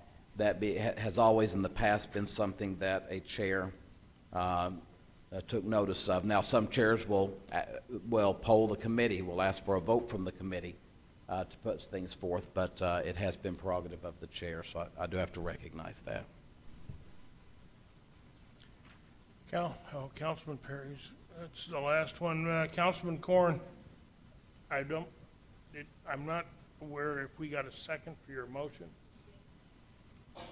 I don't believe we got, you have a second for it to, now I would just point out that I think under what the rest, even if you put 2 o'clock in there, no matter what happens, the chairman of a committee can call the meeting whenever the chairman of the committee wants to, as long as he legally posts it. Is that not correct? So no matter how we decide on this, the chairman can still have the prerogative to set the meeting whenever he chooses to set it. So if we want to, I'm not sure that the motion is necessary because he has that prerogative. So I don't know if you would like, if you want to have your motion stand, well, it's motioned and seconded now, so we can vote on it unless one of you decide not to. Well, Mr. Chairman, 4 o'clock, your finance committee most of the time doesn't get out of the building till 7 o'clock at night. And we had multiple special meetings, and we haven't got our work done. We haven't. We haven't heard from the airport and on Enterprise, and I know it's somewhat inconvenient, but this is a public notice, and that's my intention to start them at 2 o'clock. If you're just going to let me start calling meetings, I may call them at midnight. I don't know what I'm going to do. Well, you have that right. But we haven't looked at all the different departments. We looked fairly closely at the police and the fire, and we've talked to the wastewater, or the waste, solid waste, and we've kind of had a little meeting with the water folks, but none of the other departments in the city of Roswell have been in, so we can just sit down and get a better understanding of their needs and their responsibilities. Actually, responsibility is probably more important than their needs, because the needs help them make the responsibilities. And it was hard getting a quorum of the committee to these special meetings, because you just call them, and I think if we could start at 2 o'clock, that doesn't mean we're not going to finish before 7, but we can get another 2 hours of work done that needs to be done. And this is a notice to the public, and I'm going to try to, I'd rather try to adhere to this notice than just change my mind every meeting. Okay, that's fine. Thank you, Councilman Corn. All right, on this issue, we're on the motion by Councilman Corn, seconded by Councilman Orpresa. We have 2 more speakers on here, Councilman Foster and Councilman Hildebrand. Councilman Foster. Thank you, Mayor. And there's no argument that the chair gets to set the committee's time. But historically, it was set so that out of courtesy for our members to be able to be there. And well, also not just history, but also so the general public understands, we don't choose our committees. We're placed on a committee. And so oftentimes, I had chairs who wanted me on the finance committee, but they knew I could not be there at 8 o'clock or 9 o'clock. I had business. My kids are more, my school kids are way more important than the finances of Roswell. Although the finances of Roswell are important to those kids, but my job comes first. as a teacher before counselor. And so I was not placed on finance because of that. But currently I am, and I will not be at the meetings at 2 o'clock because I have my job, and I don't dismiss my kids until 2:45, and my contract goes till 3:30, so I will be at my job till 3:30, and then I can come at 4 o'clock.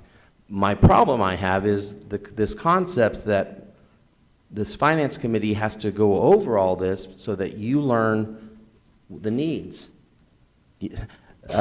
Counselor Corn, you can go and sit down with any of the department heads anytime and find out their needs.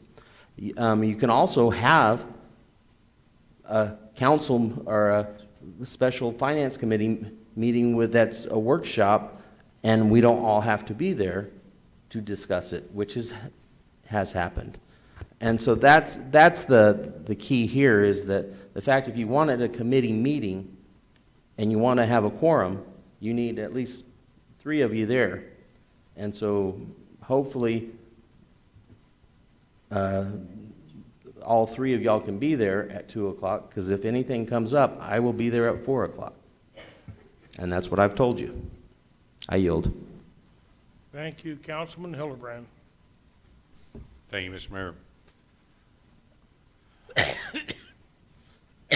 Again, I'll repeat what I said earlier. It is your prerogative as the chair to set the hour or whatever. If you want to set that meeting at 1 o'clock in the morning, I'll set my alarm clock and I'll be there at 1 o'clock in the morning. And we ought to leave this up to the chair. If he wants to have them at 2, that's fine. Doesn't need to be in the resolution. That you can put them at 2 o'clock, 9 o'clock, 8 o'clock, whatever, but you've got that latitude, and I don't want to change the resolution because you have that latitude as a chair. So I yield. Thank you. Okay, with no further questions, the clerk will call the roll. The motion on the floor is to add, changing the item till 2 o'clock on finance, for the finance committee meeting. The clerk will call the roll. Counselor Hildebrand? Counselor Oropesa? Yes. Counselor Foster? Yes. Counselor Corn? Counselor Moore? Counselor Perry? Aye. Counselor Halverson? Yes. Counselor Arnold? Yes. Counselor Sanchez?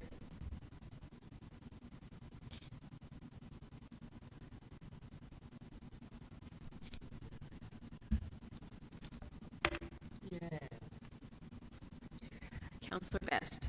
No. Explanation. Motion passes 9.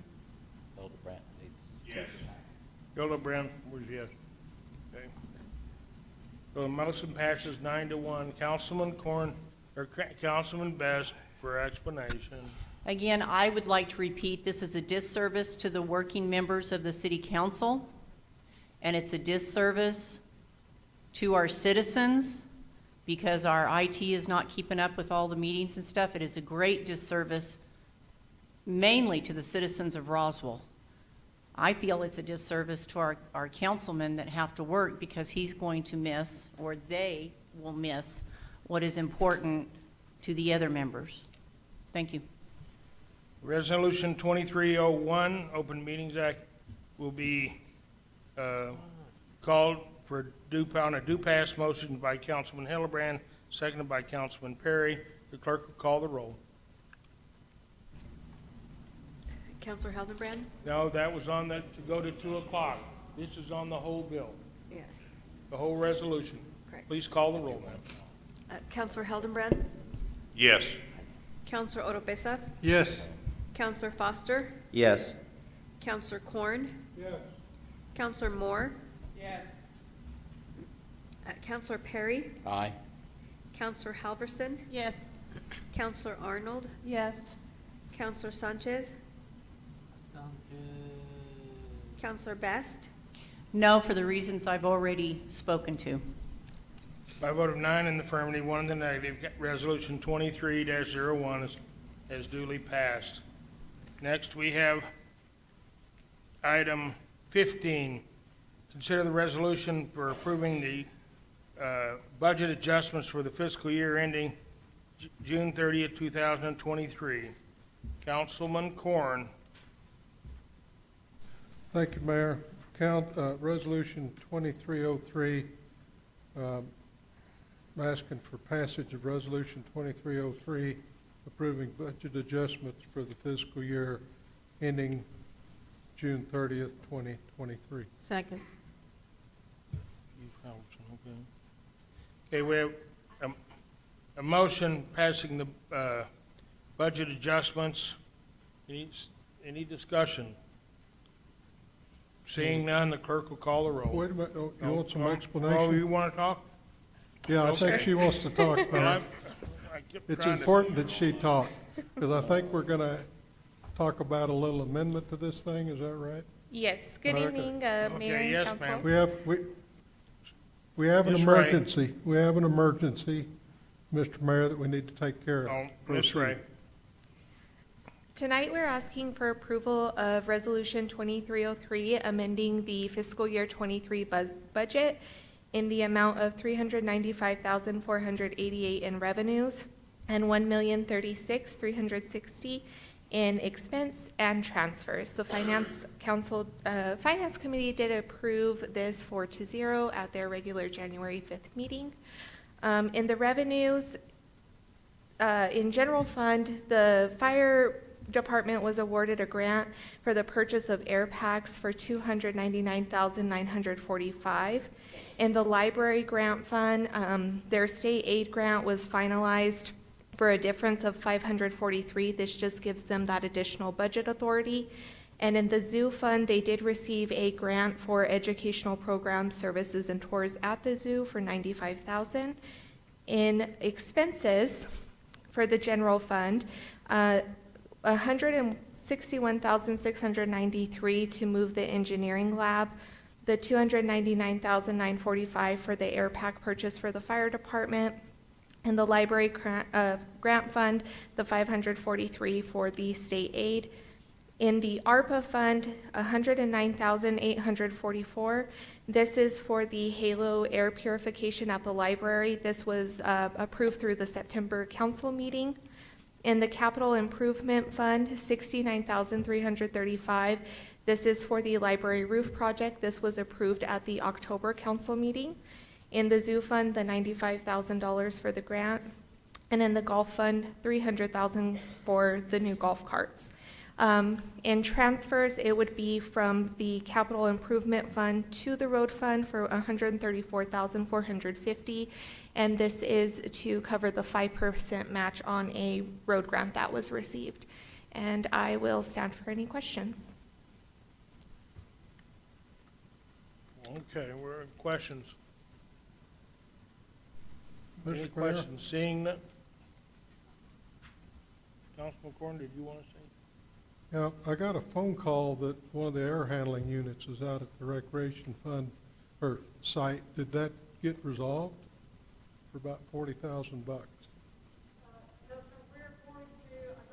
Can you come to the mic, please?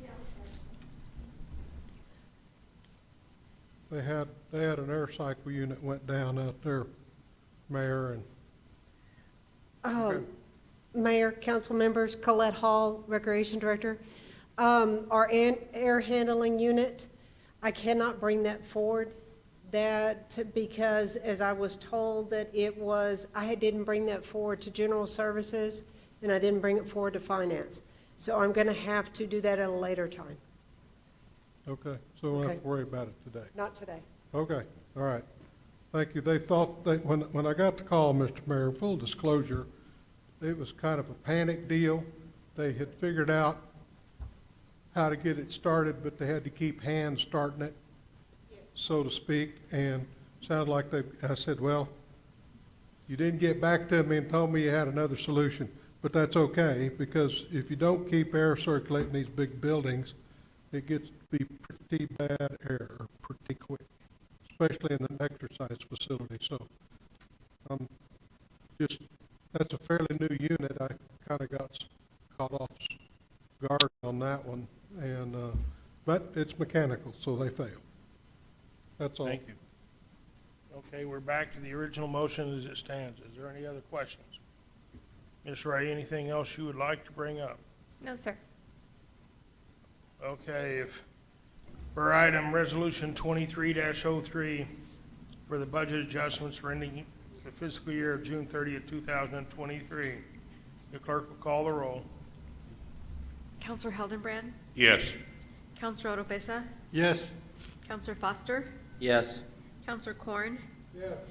Counselor Moore, Counselor Perry, Counselor Halverson, Yes. Counselor Arnold, Yes. Counselor Sanchez, Yes. Counselor Best. Motion passes 10-0. Okay, by a vote of 10 in the affirmative, none in the negative, resolution 2303 is duly passed the council.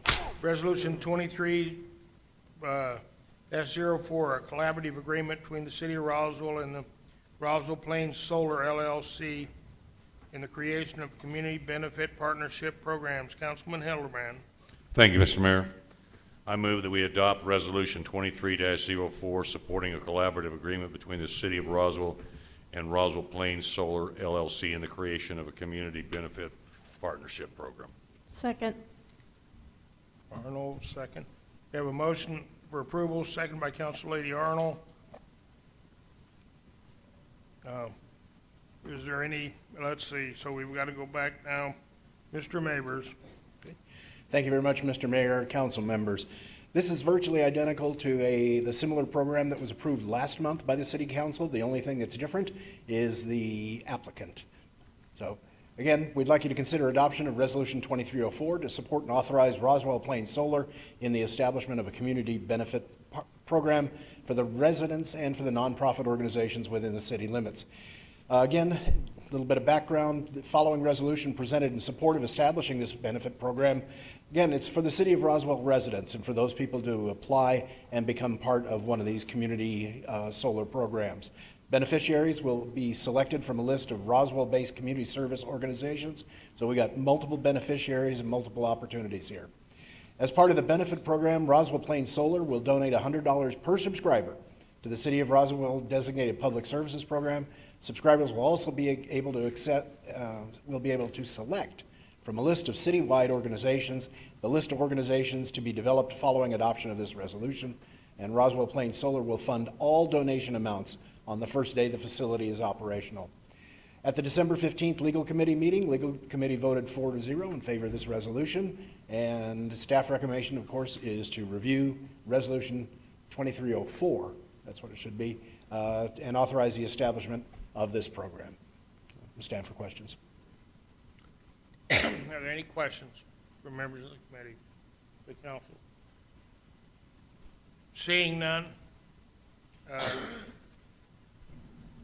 the clerk will call the roll on resolution number 23-04 for the adoption of a supporting collaborative agreement between the City of Roswell and the Roswell Plains Solar LLC.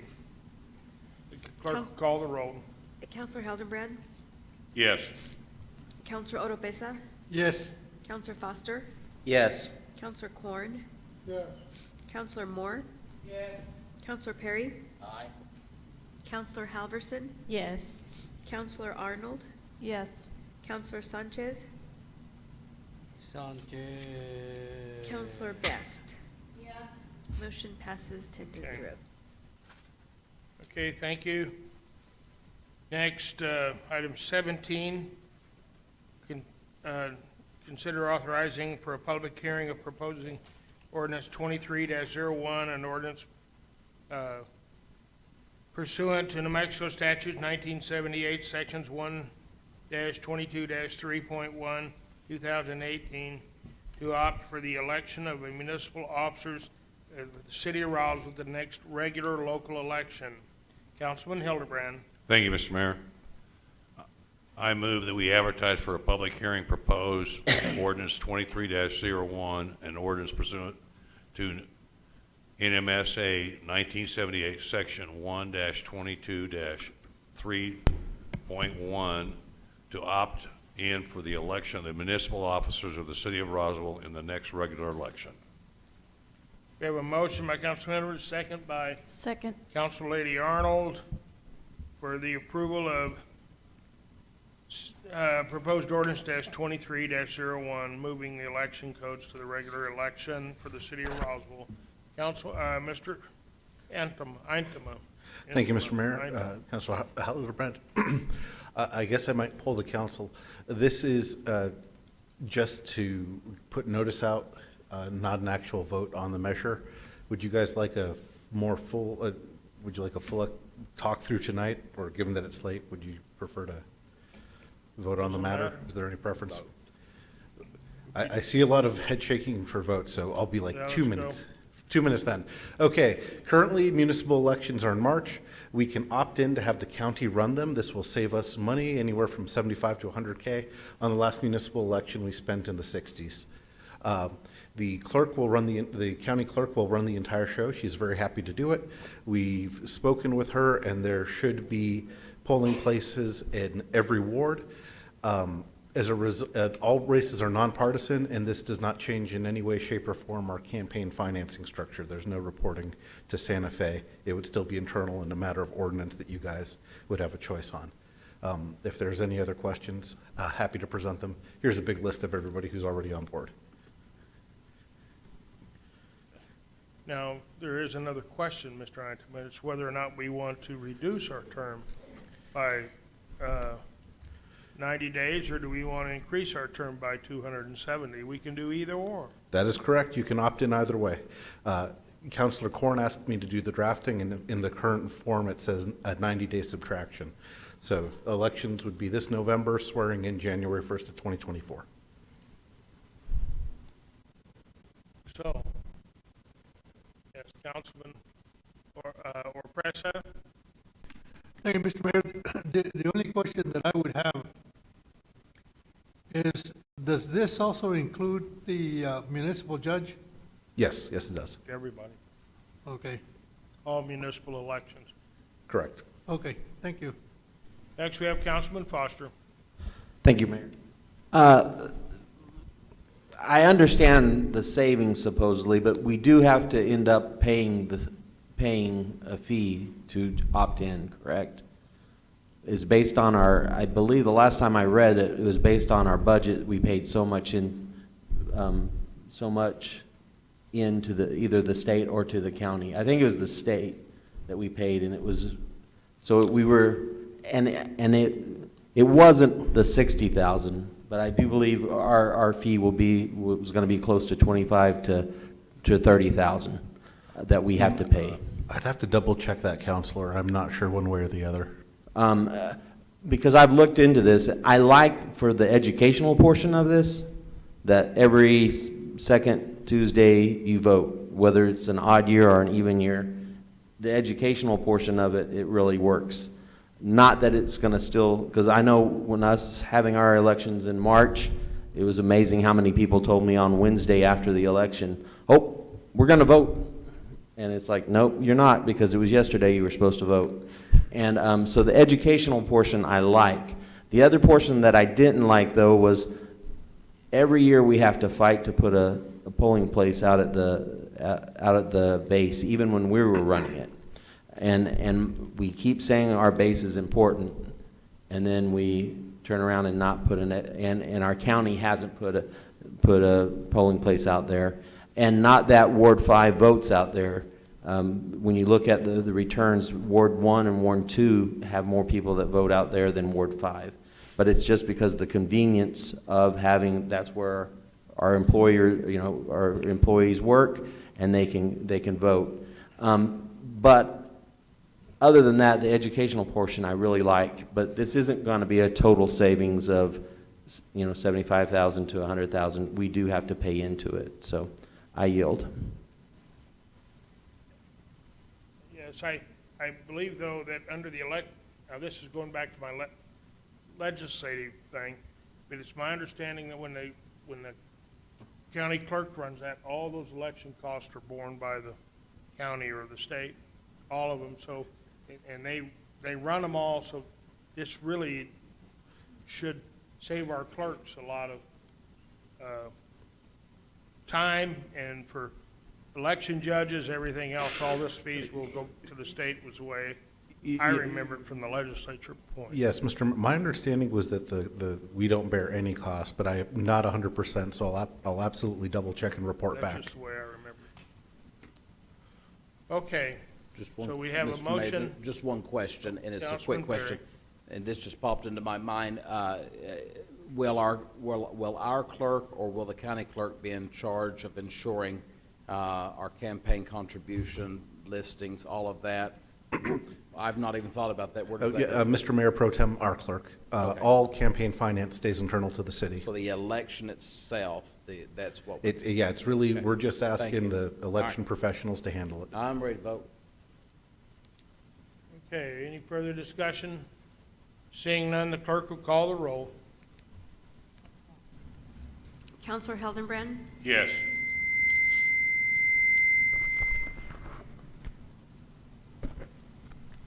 Counselor Oropesa, Yes.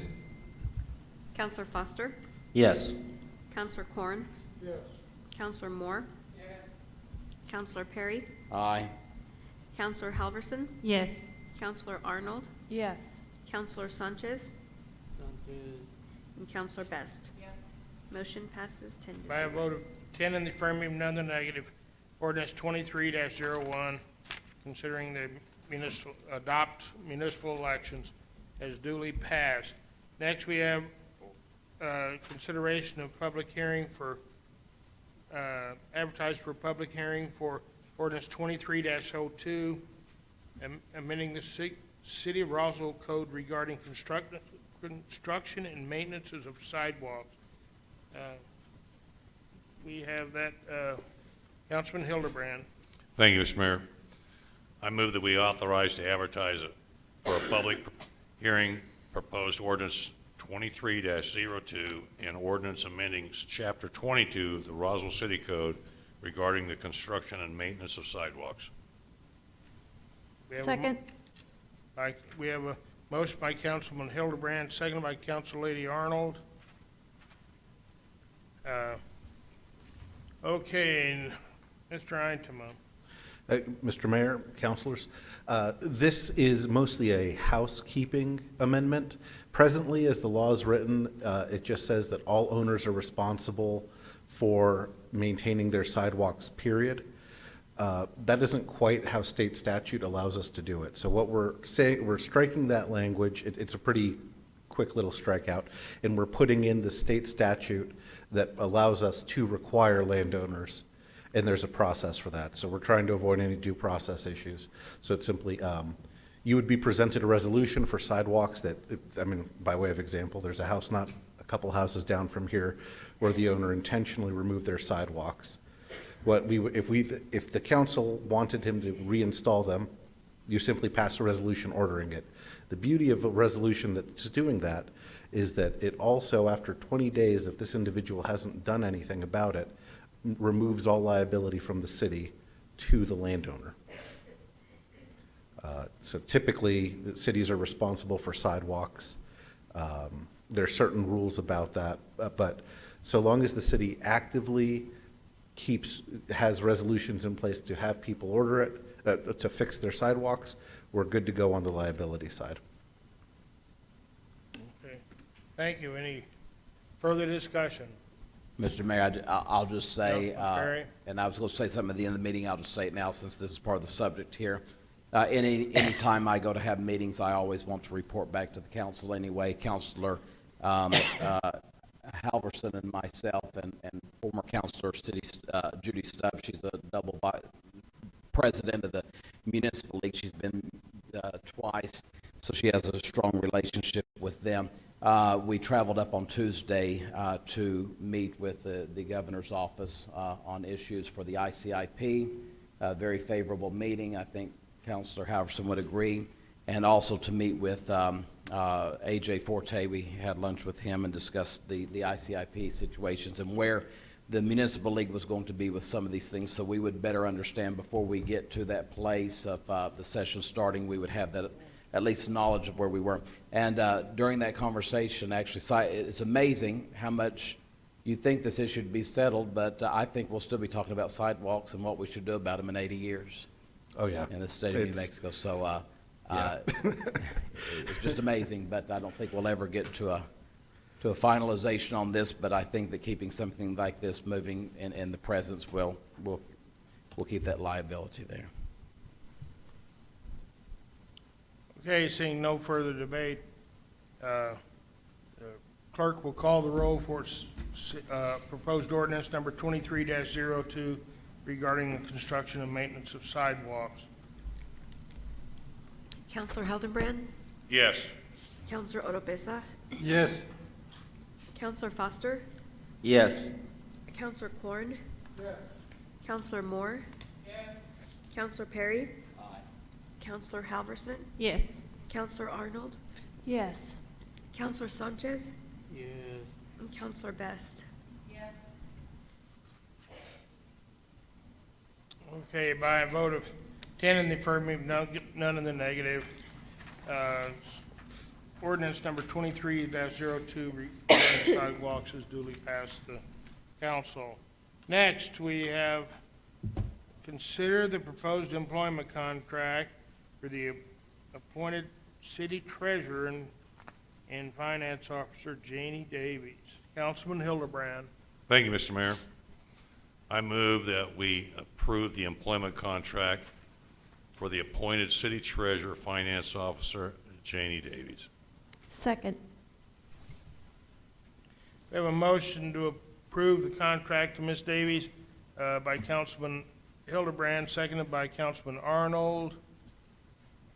Is there any discussion? Council Lady Moore. I have one question. So when a person has a contract, does that mean they're no longer at will? Is that what that means? Am I just not understand? Is that what that means? Yes, So Counselor. So no longer are they at will? They are at will. They are still at will, but Yes. they have a contract? Okay. Yes, yeah, within the contract, it provides they're at will. Okay, thank you. And, Councilman Foster. Thank you, Mayor. My question is just on the compensation, is this the current compensation that we're paying, or is, what's the current compensation? It's the same grade that she is currently on, moved up to step 20, based on 17 years of governmental finance experience, and that's what was negotiated. So my question is, what's she getting paid right now? Do you have that number? The 142? Yeah. Okay, all right, thank you. Seeing no further discussion, the clerk will call the roll. Counselor Hildenbrand, Yes. Counselor Oropesa, Yes. Counselor Foster, Yes. Counselor Corn, Counselor Moore, Counselor Perry, Aye. Counselor Halverson, Yes. Counselor Arnold, Absolutely. Counselor Sanchez,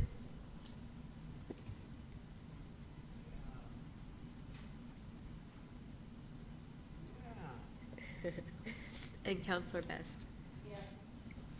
Motion passes 10-0. By a vote of 10 in the affirmative and none in the negative, thank you, our appointed Janie Davies, our treasurer and finance officer. Thank you, Ms. Davies. Thank you for your past service, and thank you for your continued service. And now you can say, Yahoo.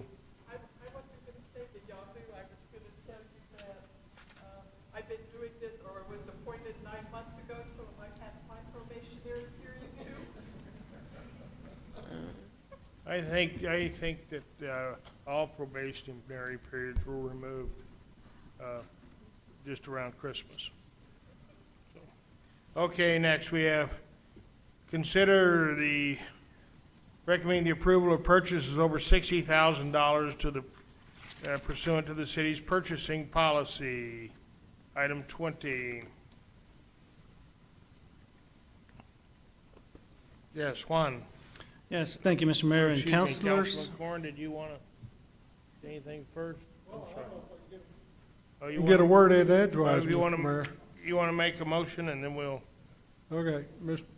Mayor, I move that we approve in excess of $60,000 pursuant to the city's purchasing policy. And we'll let Mr. Fuentes, that he got started, he can go ahead and finish now.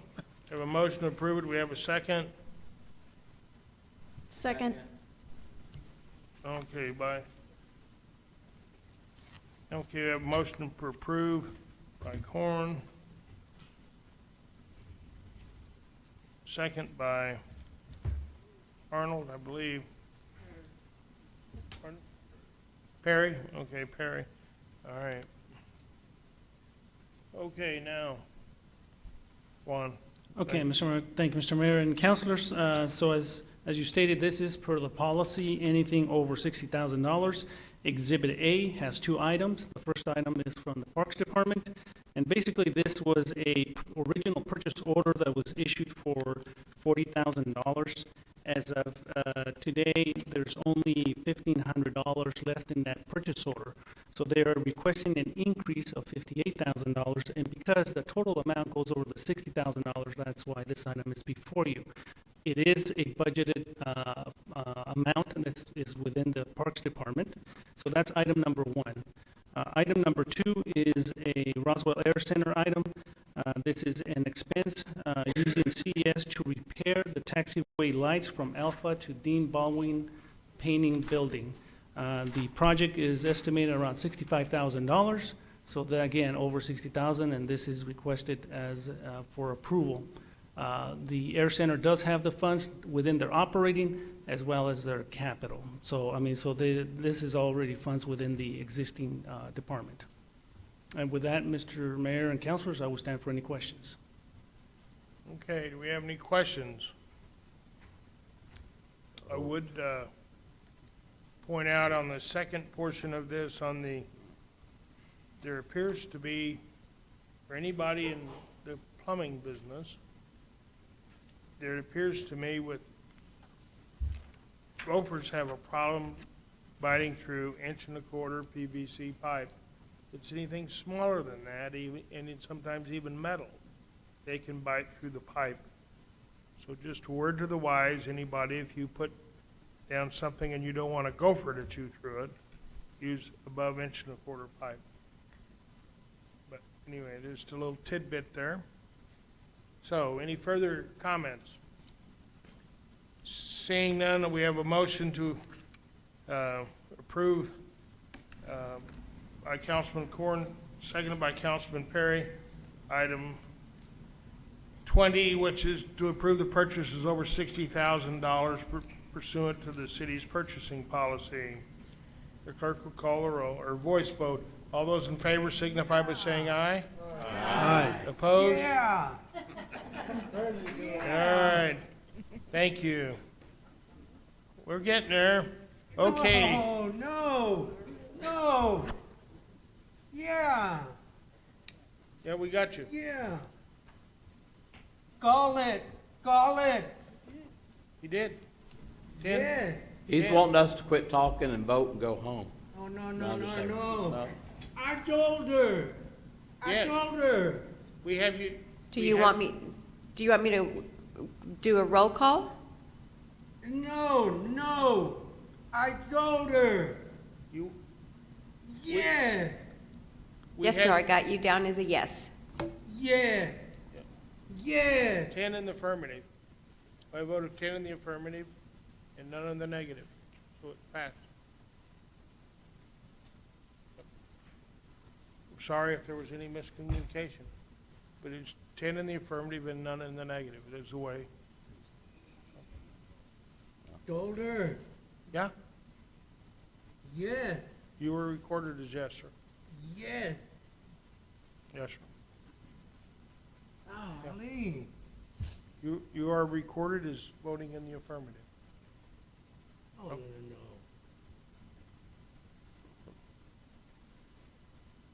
Okay, item 21 is a recommendation to adjust the increase of the operating budget of the 4241 recreation by 152,000 and 42 pool budget by 25,000 for for for a total of $177,000. Councilman Corn. Thank you, Mr. Mayor. We need to, I'm recommending to adjust the increased operating budgets, recreation. This is where they were handling. I got ahead of myself. I'm Yes, sorry. sir. Apologize to everybody, it's late.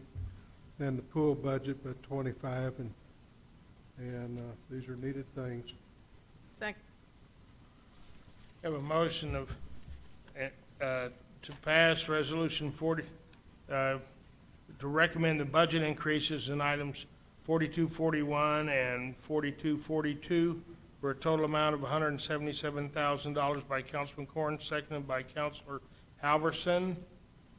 Any further discussion? Yes, ma'am, would you like to Do you want me to explain? proceed? Yes, sir. Okay, I come before you to request an increase of $177,000, $53,000 for contracts janitorial. In March, when we submitted our budget request, we had asked to increase this to $116,460. Thought we were combining both the pool and the, what I call the dry side, the recreation side, into one, because we were going to go with the new company, and they could not bill those two areas separately. So I moved money from the pool over into into 4241 from 4242. So we had a total of $116,460 in July. Total line item was this amount. In August, finance needed to reduce the line item to $28,954 to help balance the fund. I was able to transfer $18,000 from other line items for a new total of $46,000. In December, we started using the guards to clean the pool side to help save. So I have all but $1,200 left in there, and $53,000 is needed for the remainder of the year. In Recreation Fund, 2615, 4241, $99,000 is needed for outside temporary labor force. I had asked originally for $131,000. I was given $131,000. The Adult Center had no outside temp labor money in their budget. I had no choice but to transfer $25,000 for a new balance of $106,000. This is the good thing. Programming did double. And at the rec center, and this was not accounted for in March. We knew we had increased, but I didn't know we'd increased that much. And so the new level is $225,000, leading to a shortage of $119,000. I was able to use $20,000 from not refilling a position, and so the ask is $99,000 for that. We are looking to convert from ITS Quest to city employees, which I hope will make some additional savings as well. The last request is for a pool in the amount of $25,000 for 2615, 4242. Part-time salaries for the guards. You'll see March 2022 budget request at $400,000 based on current expenditure and what was done in June 2021. We started conversations at this time for lifeguards to become city employees to save the markup from ITS Quest. In May, we were sent from ITS Quest $88,000 worth of unpaid invoices that dated from July 2021 to May 2022. So I let finance know that I projected my cost for fiscal year 2023. It was based on incomplete actuals. The actual amount needed for the entire year is $476,933. We were given $388,000. So we were short close to $89,000. So I came back again, asked for the guards to be transferred to part-time employees to save close to $100,000 per year. The request was approved in December, so the savings when the whole $100,000 for the whole year, it was $50,000 going forward from December, leaving us short $39,000. We did hire a vacant aquatic specialist position, which is a full-time position. So we were able to cut a lifeguard because we did hire that position. So my ask for this is now $25,000. The action requested is recommend to adjust and increase the operational budgets of 4241 recreation by 152,000 and 4242 pool budget by 25,000 for a total amount of 177,000. General Services Committee in December recommended the request 3-0 to Finance Committee. Finance Committee in January recommended request 4-0 to City Council. Thank you, and I stand for questions. Thank you. Council Lady Halverson. I know Councilor Oropesa mentioned this in the General Services meeting, but if you can maybe look at changing the instead of a contract, janitorial, hiring city employees. We will, okay. We did talk about preliminary numbers, kind of brought it in at the same, because with the hours of operation at the rec center, we would need 2 full-time people there, and then we'd need 1 for the adult center. Okay. And so it's kind of close to break even, but I will discuss this in budget preparation. Okay, thank you. Thank you. Seeing no further comments, Clerk, it might be better if you just call the roll. Counselor Hildenbrand, Yes. Counselor Oropesa, Yes. Counselor Foster, Yes. Counselor Corn, Yes. Counselor Moore, Yes. Counselor Perry, Aye. Counselor Halverson, Yes. Counselor Arnold, Yes. Counselor Sanchez,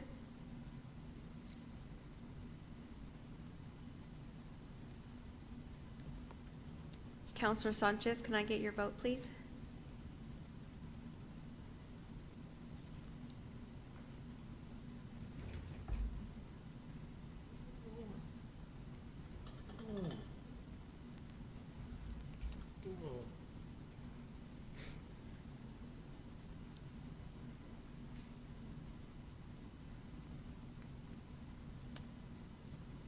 Yes. Thank you. Counselor Best? Yes. Motion passes 10-0.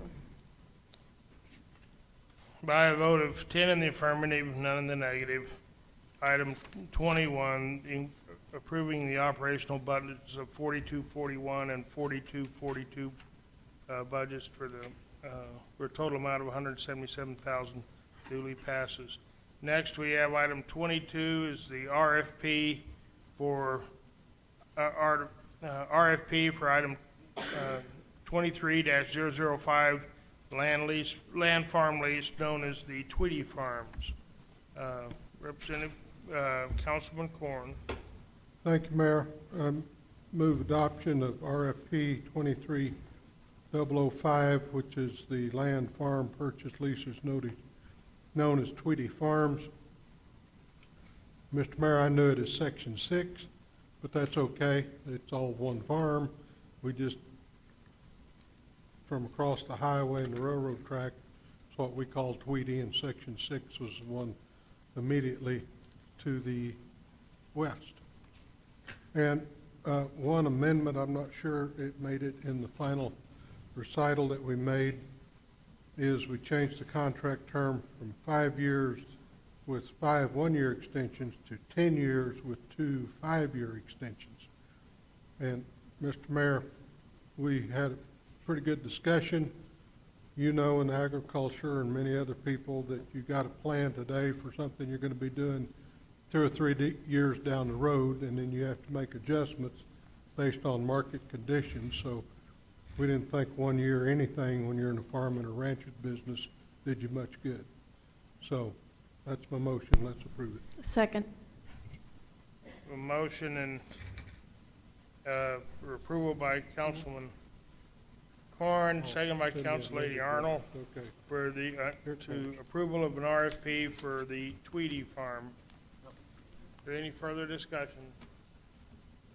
Council Todd, would you like to? Thank you, Mr. Mayor, Council. Just real quick, the lease is up in December, or was up in this December. There is an MOU in place that allows the current tenant to harvest all of their crops come the end of April. So we're looking to have a new tenant by May 1st. This RFP will accomplish that. And it's 382 acres, of course, known as Tweedy Farm. Comes with 2 orbital sprinklers that are already on site.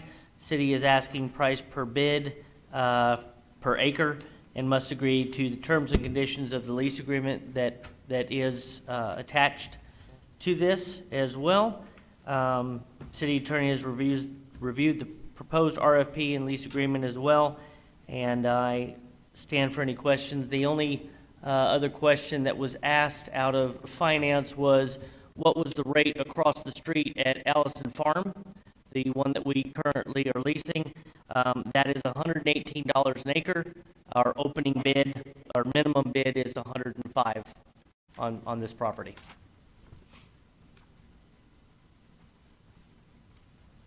Thank you. Okay, Councilman Foster. Thank you, Mayor. My only question is, this lease will begin May 1st, yet the leasee will, it says here, the leasee must pay full annual rental amount by January 10th. So this first year, do they go from May 1st to January 10th, or when do they start paying? Yes, sir. Then they'll have to start paying May 1st, and then it will pick up every year from January to December.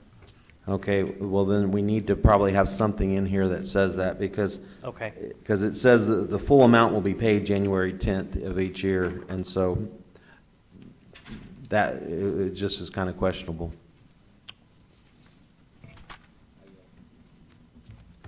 Okay, Councilman Perry. Clarification, I've just been given this. Is this different from what we have in our packet?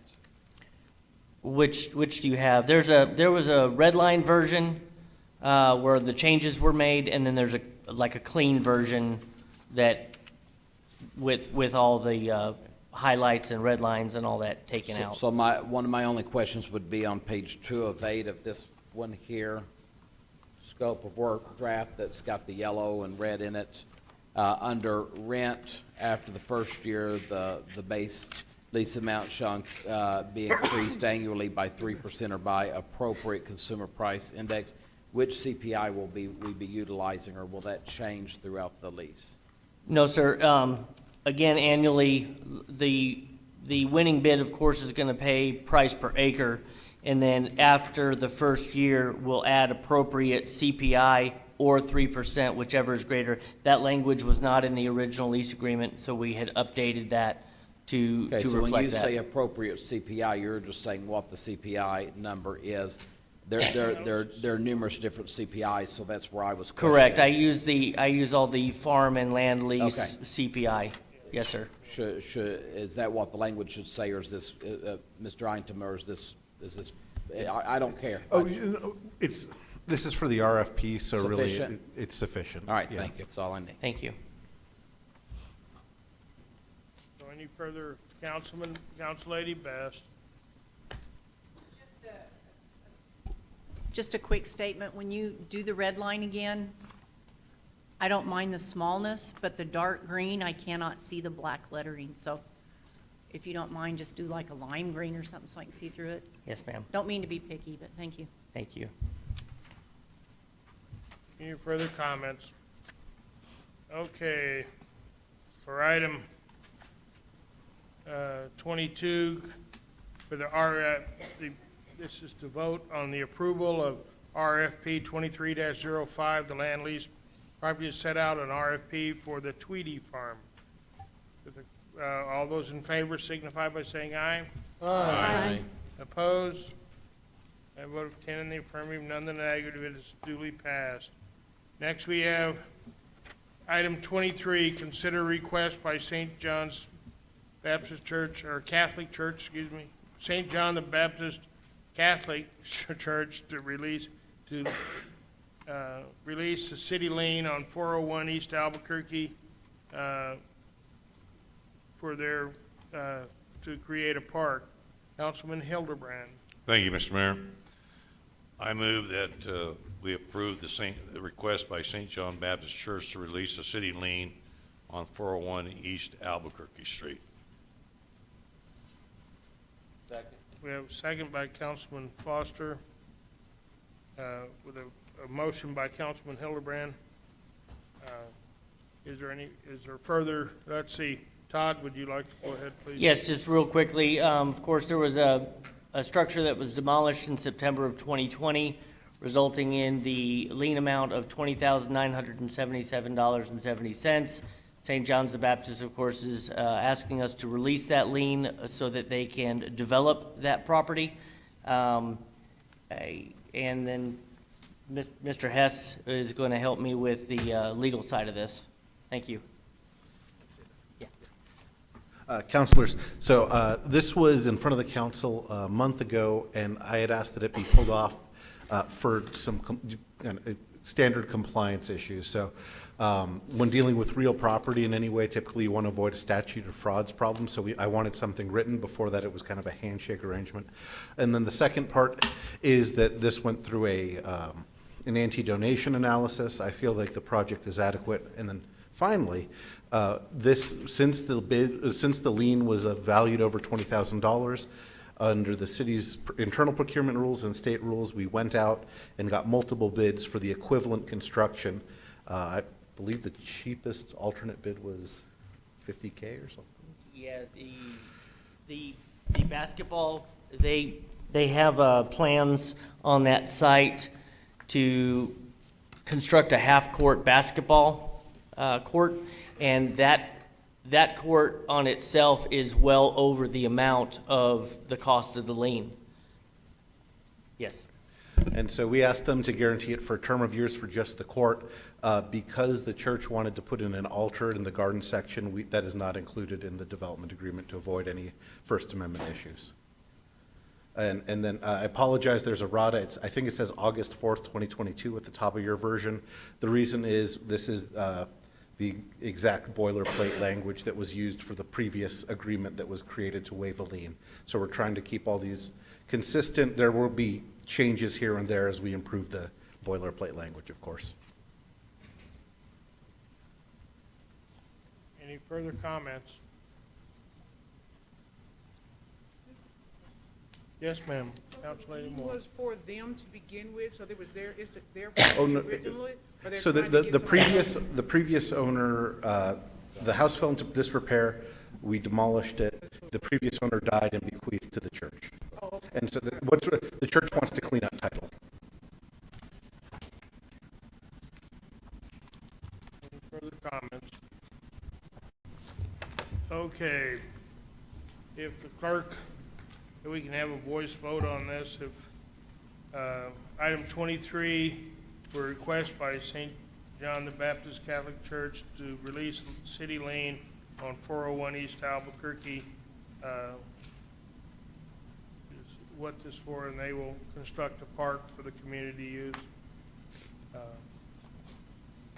All those, or if the clerk will do a voice vote? All those in favor, signify by saying aye. Aye. Opposed? By a vote of 10 in the affirmative, none in the negative, this item 23 has duly passed the city council.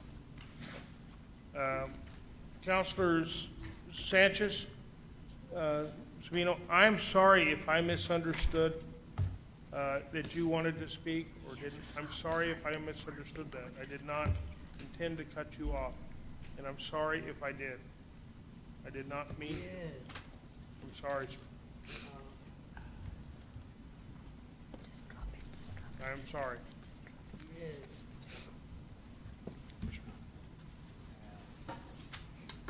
Okay, now we have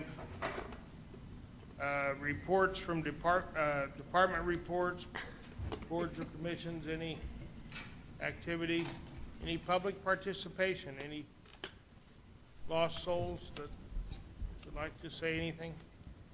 Mr. Mayor. Okay. And I'll yeah. just say, so we can go home, but just wanted to let you know that when we did go up and speak with the governor's office, of course, the governor has had knee surgery and was in D.C., but we did meet with staff and discussed ICIP projects. Got a very good report when discussing the $8 million.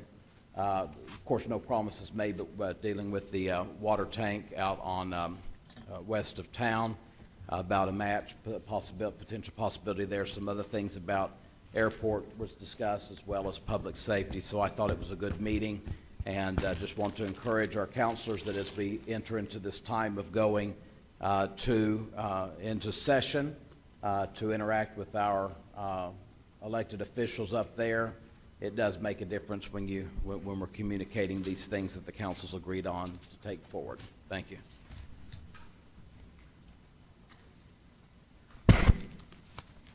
Okay. Without any further ado, I don't believe there's any other items to come before the council, so we are adjourned. Thank you. Thanks, everybody, for being here. I thought you guys were going to executive session.